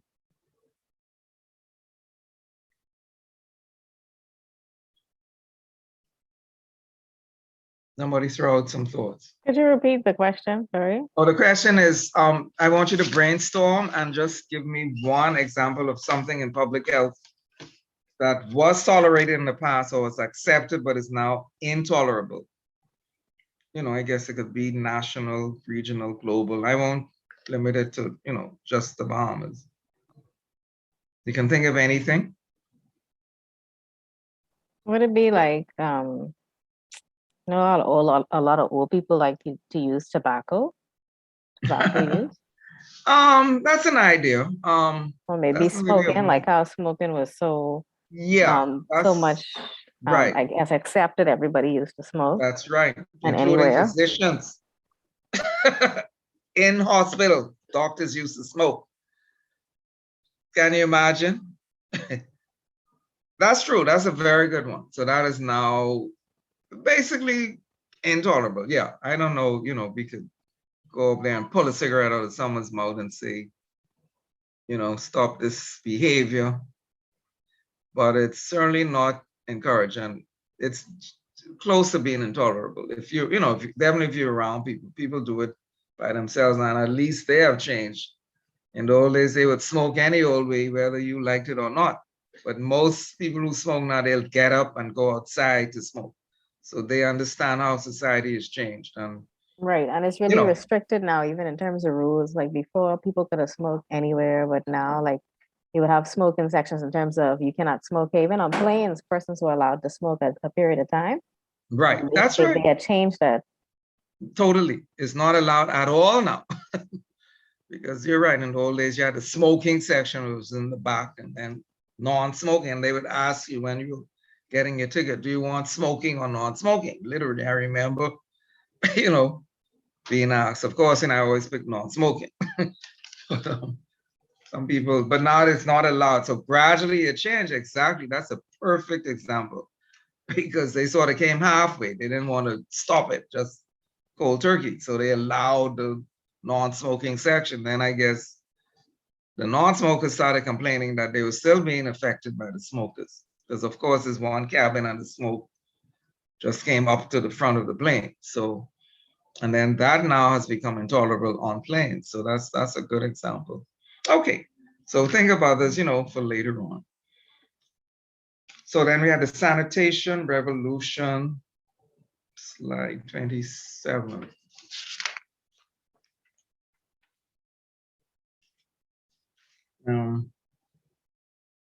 Which is similar to the list that Shattuck that I was describing. Let me say I was reading from,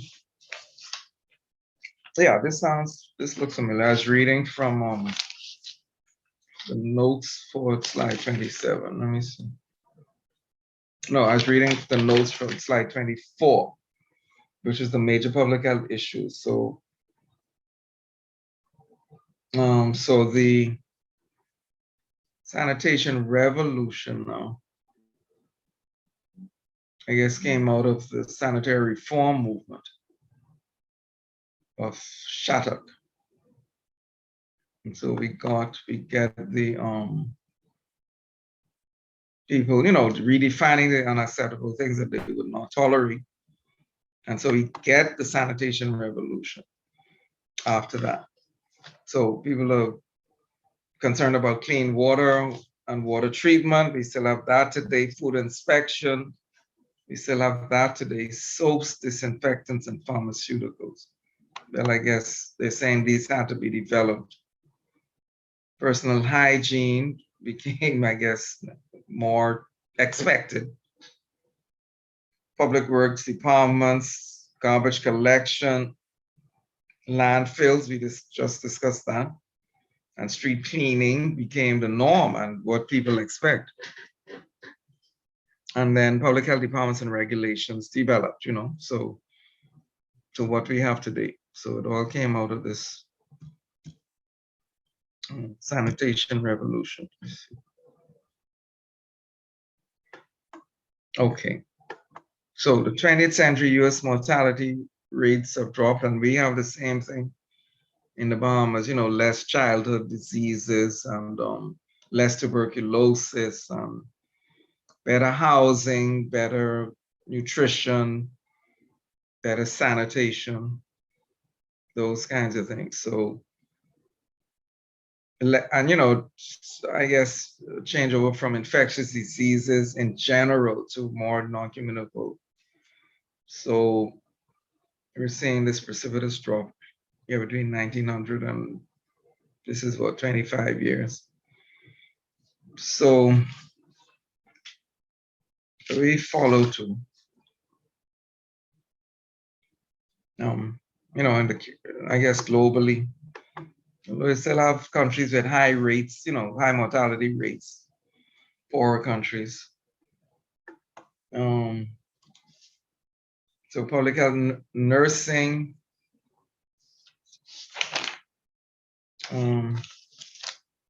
played an important role and still does, taking care of infants and children. This is the nurse instructing the mother and they call it mothercraft here in the country, or we now call it parent craft. It used to be mothercraft, but they also teach, husbands and fathers of children, how to take care of the children in public health department. And more examples of that. What's the background note on it? I know it's a background note. I can't see it on my thing. So we're nearly finished. And of course, with nursing, we have district nursing, the community nursing in general. They do an amazing course. I don't know if it's 2 or 3 years, maybe 2 years right here. It's not put on every year, so it's not a continuous thing, but the nurses who want to work in the community, they go into training. And of course, they go through a lot of what you do in a master's, public health epidemiology and research, but with the focus on nursing as opposed, I guess, to other areas in public health. So they're broadly trained, and then they go to work. The community health nurses, right? They wear the light blue with the little pillbox hat. You've seen them in the community.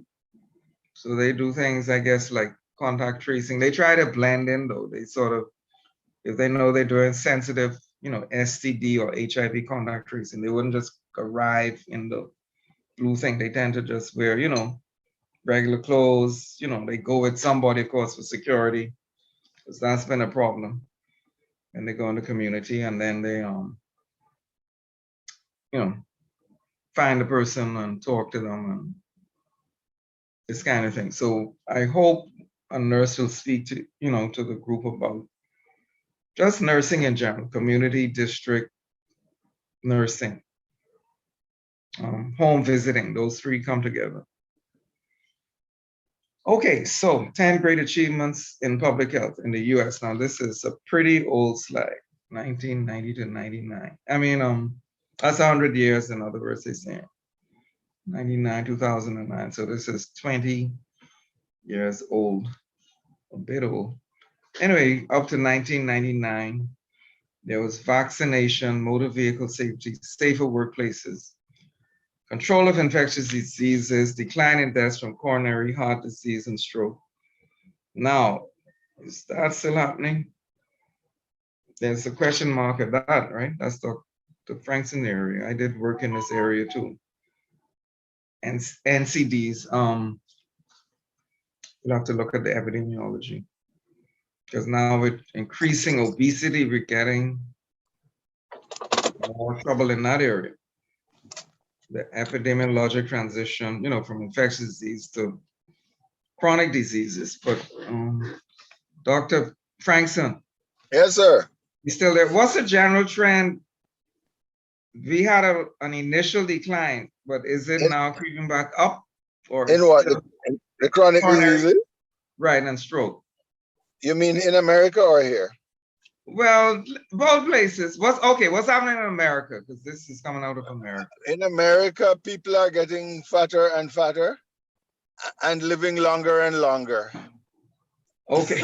But we could easily find out what the coronary artery disease. Coronary artery disease is actually a steady rise, but it's not a rapid rise. It is a rise that follows the obesity trend. Okay, right. I was linking that to I mentioned obesity, right? And the same thing with diabetes as well. Right. And with cancer, and with cancer too. Cancer also follows obesity trends as well. Mm-hmm. Yeah, but cancer is much more complex in the causation. Right. But the mystery is how come America is getting fatter and living longer. Oh. And part of the reason is they have the technology like nobody else has. That's right. To keep propping you up after you get sick. But they're not great at prevention of the chronic diseases. Yeah. Right. Hmm.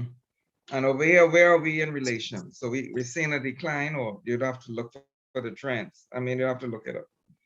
I'm Um, not sure. Anyway, ours is about because that's in the mortality. ours in the Bahamas sort of is paralleling America to some extent. Okay. And Well, yeah. you hear the figures every now and then, and the claims Right, that we are Camille Delavo will actually update us on that. She's in health information unit students, and right. she gets some mortality data from I guess those who gets it first now.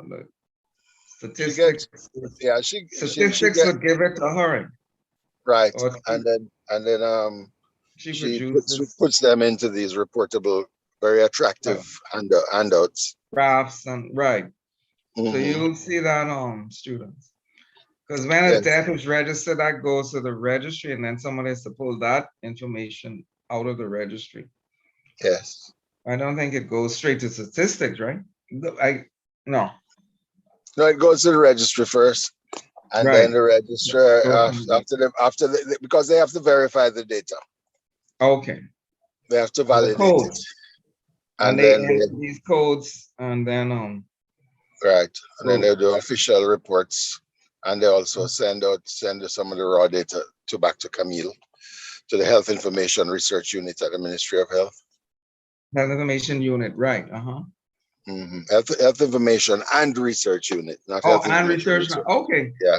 So who gets it first? Statistics gets it first, and then Yes, Camille, and or then they, they and then give health it information, not using right, it. right, and it used to go to Nanika Brathwaite, and but Nanika is now in South Carolina.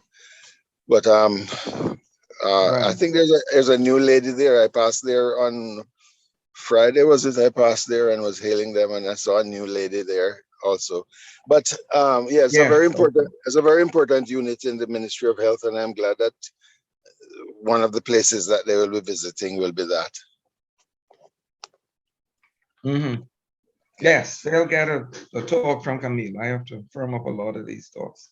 Okay, so that's good. So we'll find out from her. We'll see the graphic. I mean, we'll get the numbers and then see the graphic illustration. Of what's going on, and not just that condition. I mean, those two conditions. It will show diabetes, cancer, trauma. We haven't spoken much about trauma yet, but that's there too. Both. I don't know if they disaggregate to self-inflicted, suicide, that kind of thing, and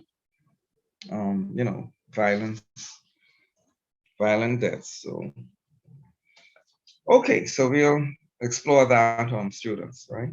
Or mortality in the country. So the other great achievements would be safer and healthier foods. Healthier is a question mark there, because we know what we should be eating, but do we eat it? I think it's a mix of healthier and not so healthy foods. And there's definitely more food available. Definitely. It's, I don't know if it's cheaper, but it's certainly more variety and more available.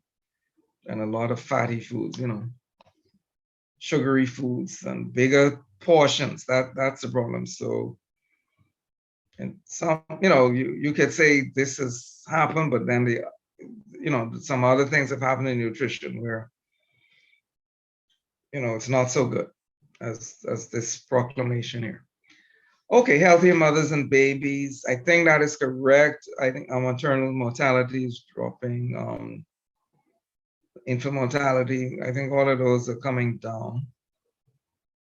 I know we had some ups and downs and that when different things happen.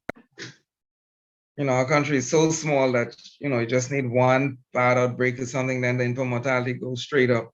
Unlike the US, that gets covered, it's because it's millions of babies and different regions that have, but it's interesting, in the US, you really need to drill down. The national average will look good, but then you have pockets of poverty and the birth rates are like just as bad as a third world country in certain areas. Okay, so students, when you look at the US or these big countries, you have to pick it apart a bit. With us, basically, we don't do too much of that island by island, or, I think in Jamaica, they don't do parish by parish. Anyway, I think they do, but generally you just get national statistics for these Caribbean countries. But US is so huge that you really need to pick it apart a bit and almost go county by county, because one county in the US is like the whole of the Bahamas, and 2 counties is equal to Jamaica. When you really think about it, and not even, you haven't even reached state level yet, much less national level. Okay, the other thing. Actually, there are 10.5 to 11 million Caribbean English-speaking people in the region, in the English-speaking Caribbean. And right. And that's just one city in some of the major cities. That's right. That's like Yeah. Miami or New York. New York is 10 million or something. Yeah. And that's Los all of us. Los Angeles is 11 million. New York is right.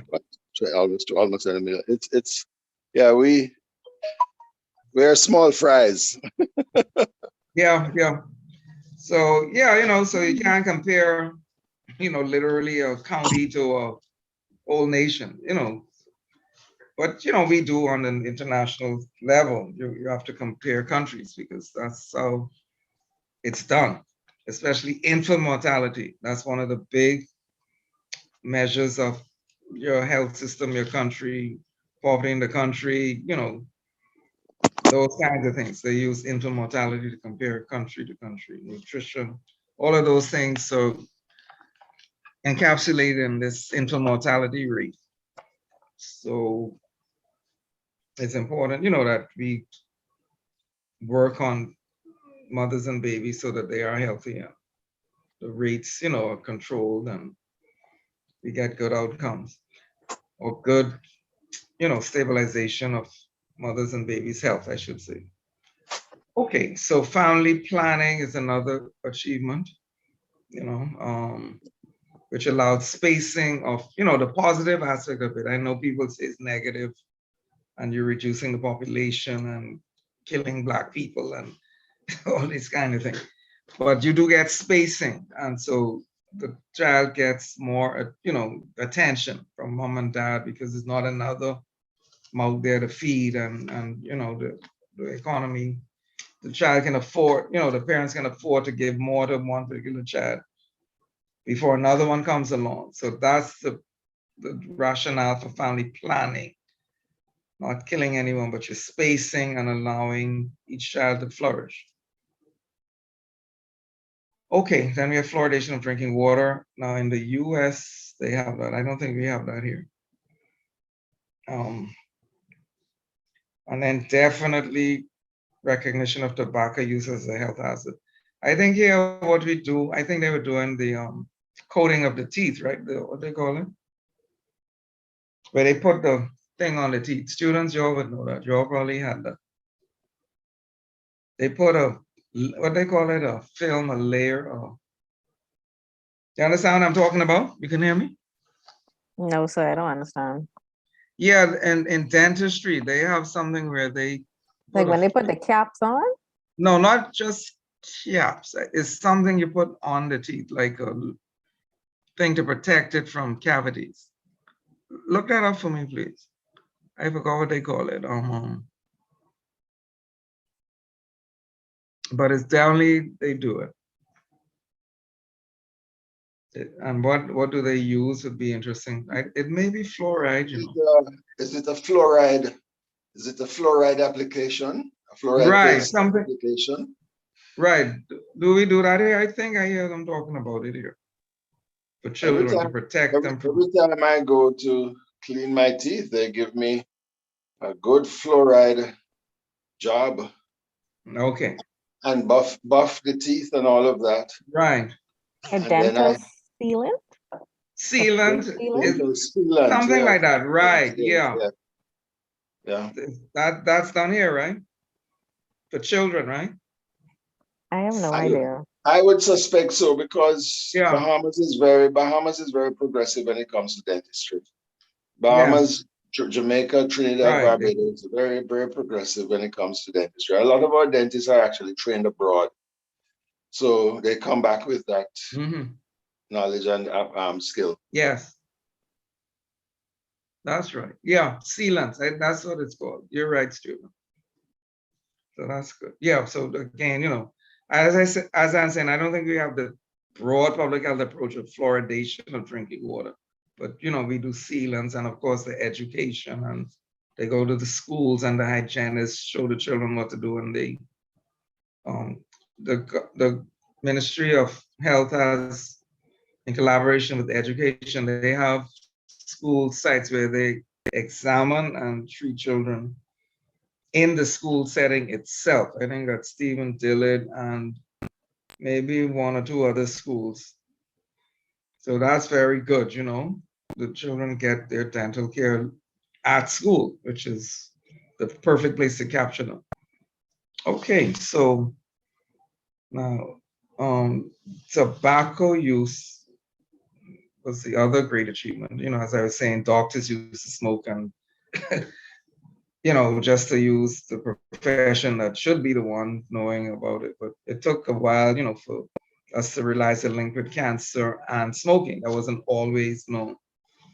And so research showed, clearly that there was a link. And then, the public health kicked in, and the preventive medicine and all of that came around, counseling for tobacco cessation. That's an important skill you should have, students. So you could read up on all of that, learn how to do that. I suppose it's taught in family medicine, but it says, it's said that when a physician tells a patient to stop smoking, it has more impact than almost anybody else, because they respect the authority and the knowledge of the physician. Okay, so you're to use that to help people, to get over this habit. But at the same time, you have to have the skills to do it, or refer them to someone who has the skills. So it's not good enough to say, well, stop smoking. You have to take them through the whole thing. You're going to use the aids, the nicotine patch, the tablets, the chewing gum, the nicotine chewing gum, whatever method, is best, along with the counseling, of course. And support. Yeah. Okay. You have to use the appropriate model, like you'd use Yeah. Prochaska and Declemente's Right. trans-surgical model of Stages of change. Right. change model. That's right. Yeah. The things like the Breathe Free program and so on. Right. Yeah. The That's- 7 Adventist Breathe Free program. Right. That's Mhm. very good. Yeah. It's a And, whole, how many weeks? 7 weeks. Well, it depends. When I was in Jamaica as a young physician, the age of these folks here, I used to do with Life of Jamaica, which is now Sagicor. They used to allow me to do the two of us, we would do The sessions. we would do a 5-day plan to stop smoking, and then that Right, yeah. and have follow-up groups, and the follow-up groups will be the folks who have completed the course. They follow up to support each other for weeks upon weeks. But that changed Right. now to the Breathe Free program, which is a little more technical, but more scientifically based. And yeah. Sorry, you went out, Dr. Frankson. Can't hear you too well.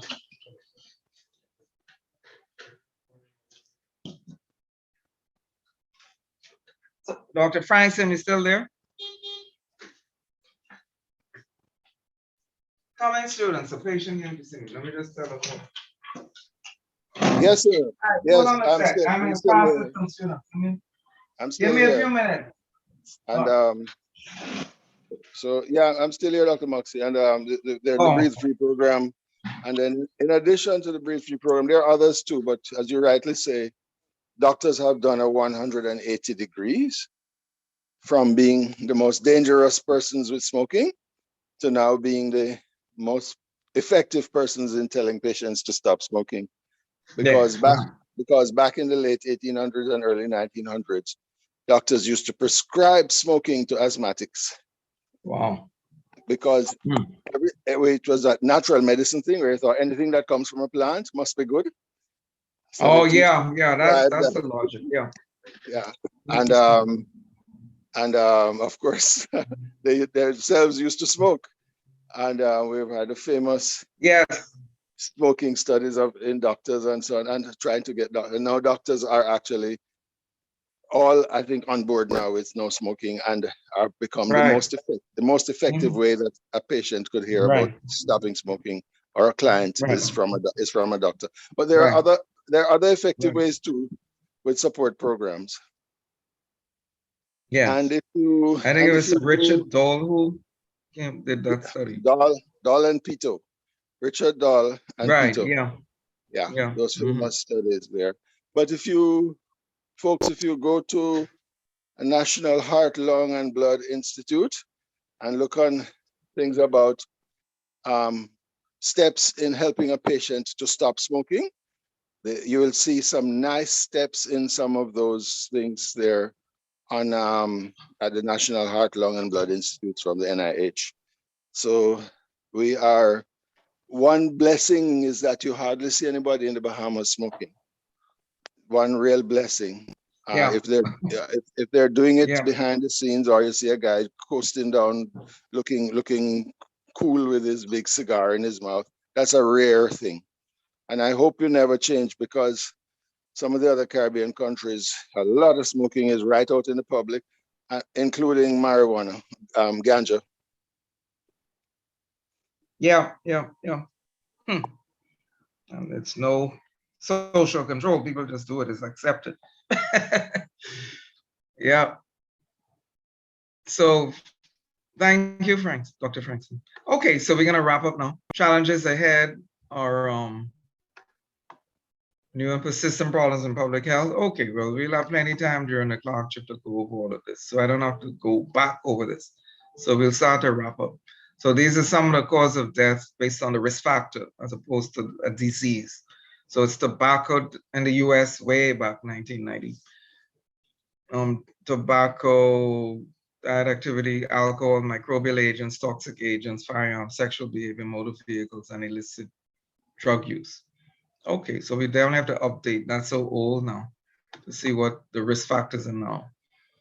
And then world population growth be well past 2010. So I think the idea is to show, that population will be, has been growing. And along with more people and more strain on the resources. I think that's the point of this slide here. But it also means that there's success in health because people are living longer and having more children. Well, I don't know if I say having more children, but anyway, because not everybody's having bigger families. But some countries, the pyramid is changing, is shifting to more and more people in the older part of the population. So countries vary, But I think the point here is that the growth of the world population is, I guess you say, almost exponential. I think that's the point of that. It is actually, and the doubling time of the population is getting shorter and shorter. Wow. So Yeah. it wasn't so long ago we were just 1 billion people, and now we are at 8 billion. Yeah. And it took us thousands of years to reach 1 billion people. Right. And in just over 100 years or so, we've reached to 8 billion. So right. Yeah. That's a great concern. And then that is also part of where they get a lot of the conspiracy theories that Bill Gates and them are using the vaccine and so to kill off people because it's people in the world and all of that nonsense. Yeah, that's true. Yeah. Yeah. I've heard that. It's not true, but it does concern the World Bank and the World Health Organization, among other things, because we're using up our resources rapidly. Right. Yes. That's the point of that. Okay, and then we've spoken about. Thank you, Dr. Francis. We've spoken about health disparities. So I definitely won't go into detail with this one because time is short now. But these are some of the things we measure, when we look at health disparities. And, I said in the US is usually racial health disparities between the different groups, the white group, the, African Americans, Native Americans, Latinos. They sort of do their epidemiology based on that. And there are differences, in intermortality. As I say, in certain parts of the US, and it could be based on race, a certain city or section of a city. So intermortality rate could be, as high as a third world country. And then same with cancer screening. I think they're getting closer with all of these things now. With prostate cancer in Black men, was much higher. The death rate, was higher for various cultural reasons, access to care, and even maybe discrimination. They tease it out in the social determinants of health. When you could read up on all of that. Cardiovascular disease, diabetes, again, higher in Blacks. HIV, again, the rates are higher in Blacks. Immunizations, I'm not sure what it was, between that, but between the, the different parts of their society. But, you could read on that, Over here, I think health thing is based more on class than on race. If you're talking about health disparities, is can you afford something, that you need? So the government is trying to even out the playing field a bit when, with national health insurance. So people get basic care. And then sophisticated care now is supposed to have been a catastrophic part of the plan. But the last government wanted to bring it in, but obviously, they could not between the pandemic and all this kind of thing. There's no way you could introduce a new tax. So I don't know what this government, they probably have it in their platform, but they're not emphasizing it so much now because, we're all trying to get out of the pandemic. And then you could talk about adding more benefits. But that would be the one, the one where people have to do the cookouts. They always use that as an example. We could stop having cookouts for people because they'll be getting the care, and it would be, expensive care, not primary care, which is relatively, inexpensive. Okay, so, but we'll definitely explore that during the health determinants thing. Oh, okay, then we go on to talk about determinants. Okay, so this slide is showing the individual in the middle here, his biology and behavior affecting his health, and then his environment, physical and social. And then just what I said, access to quality healthcare, and then overarching, policies and interventions.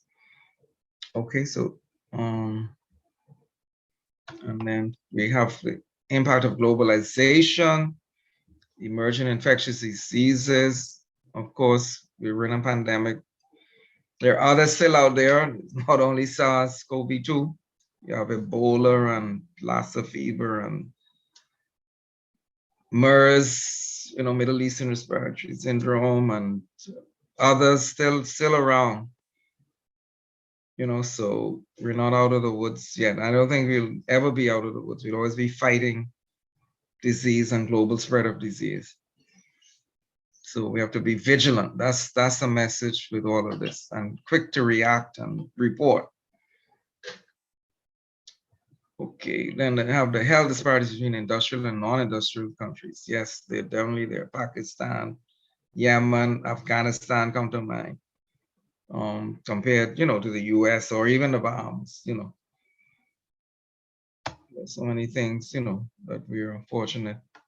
I guess as a small, relatively wealthy country, we're blessed, to have, reasonably good healthcare. Okay, so these are some of the US things. For the Bahamas, I know we have a strategic health plan. So, I could, we could introduce that when we do health systems or something like that. our own strategic plan. But then the US, these are some of the big goals they wanted to get to: Healthy People 2010, healthy people in healthy communities. And then, oh, this is the website. Okay. So that's it. Any questions? Thanks for your patience. Sorry about the late start. So we ended up finishing late, of course. So any questions, students, or you had a reasonably good session?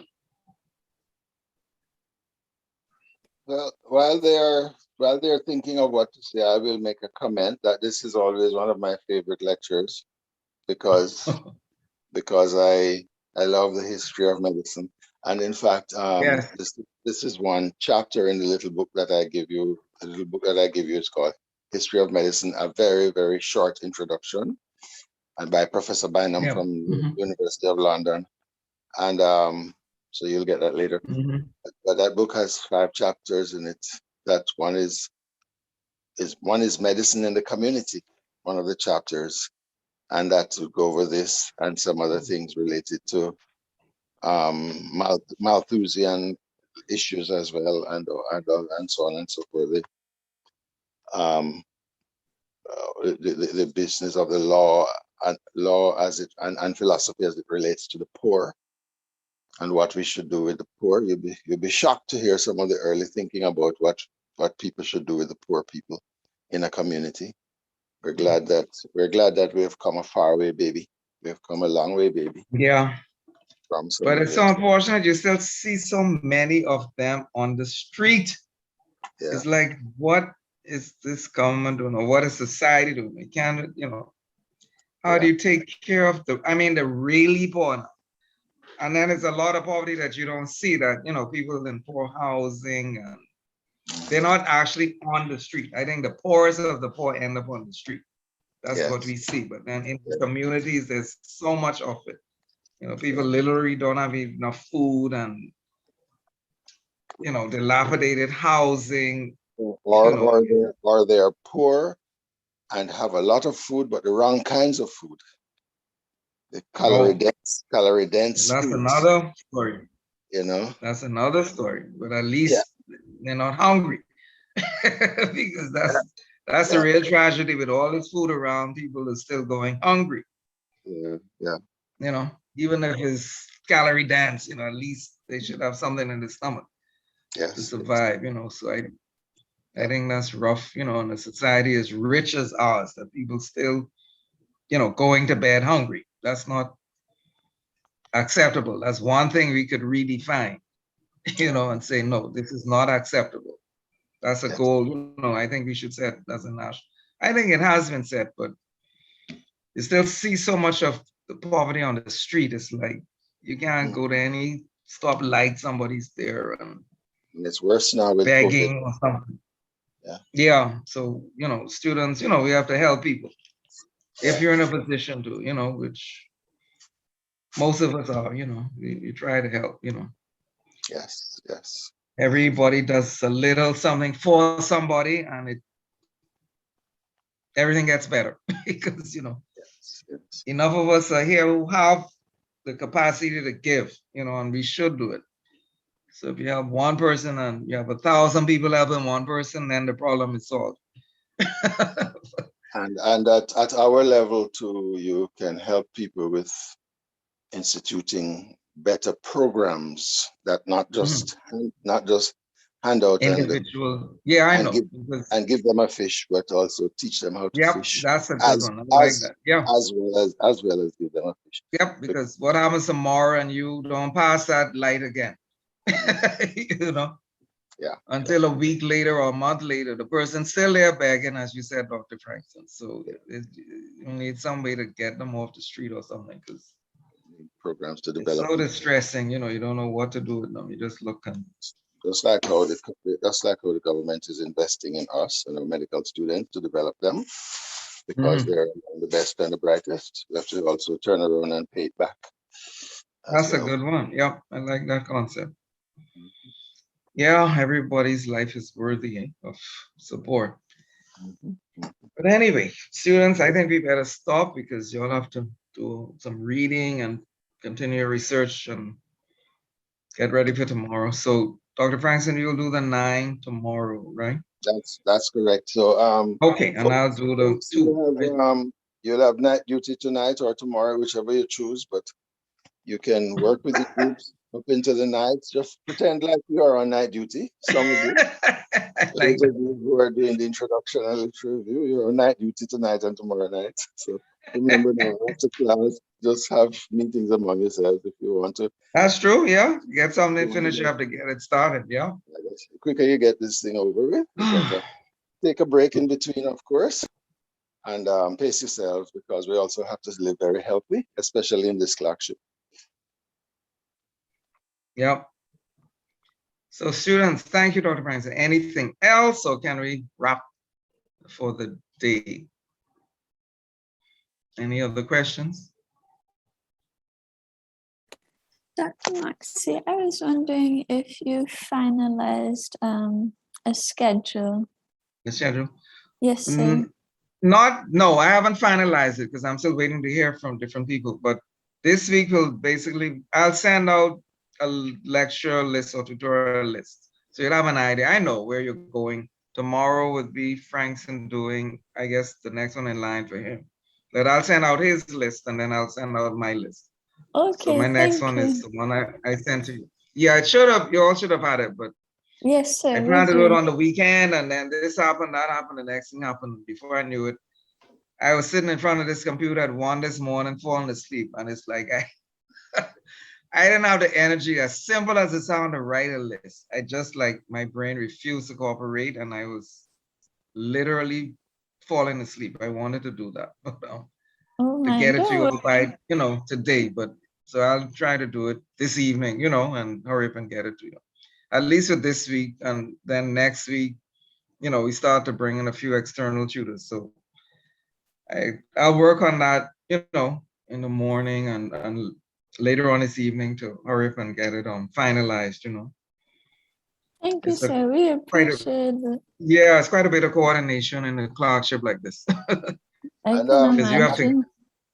get Miss other Lyons, people to Miss come Lyons and and give their other tutorial. members, sometimes we have planned and we have made arrangements, and then COVID throws off things when you are in Jamaica. It throws off things for us in the Bahamas, so we have to be planning all over again. So Yeah. just bear with us. We're going to pull it together. Yeah. And It'll and work get out because the tutors are dynamic really time. keen on teaching. So Yeah. But it should work out. I love to just finalize the different tutors and days. And, unfortunately, as Mr. Cash was asking about the field trips and how many we'd have, but even that has to be cut down. I was just telling Dr. Franson, a field trip that would normally take, if all students could have gone at the same time, say a half day, that's now to be stretched out over 2 days, because you have to split the groups into about 4. So you have morning group on the first day, then another quarter on this afternoon, then another one on the next day morning. So it's It's whereas you could tricky. have gotten in 4 trips, so to speak, theoretically, you're now getting in 1 over 2 days. But that's another challenge, the COVID thing, and then the size of the group too. I can't send all 25 to, a site in a big batch. I have to at least split it into 2 or into 4, or some, it won't be as many field trips as I would have liked, but we'll do the best, Yes, sir. Thank with you. the time and the size of the group. Yeah. And then you're 5 weeks. So that then cuts it down by a week, because I would have had more time to do more. Compared to Trinidad, they have 6 weeks. So that's another little challenge. But the good thing, as Dr. Frankson pointed out, is you have ethics, and we could, do some stuff in ethics afterwards. So, but we'll talk tomorrow then. Let me let you all get your break now, because we went over nearly by an hour. So you all have a good evening. Thanks again, students, Dr. Frankson. So we'll talk tomorrow. Dr. Frankson, any last minute last comments, or you finished with your comments? Hello? I guess I Yeah, could stop recording. just one last thing. This is the era of lifestyle medicine. So make sure you don't eat too late and go to bed early and get enough sleep and live healthy and get your exercise and wonderful meals and all of that. So have a good one and God bless you.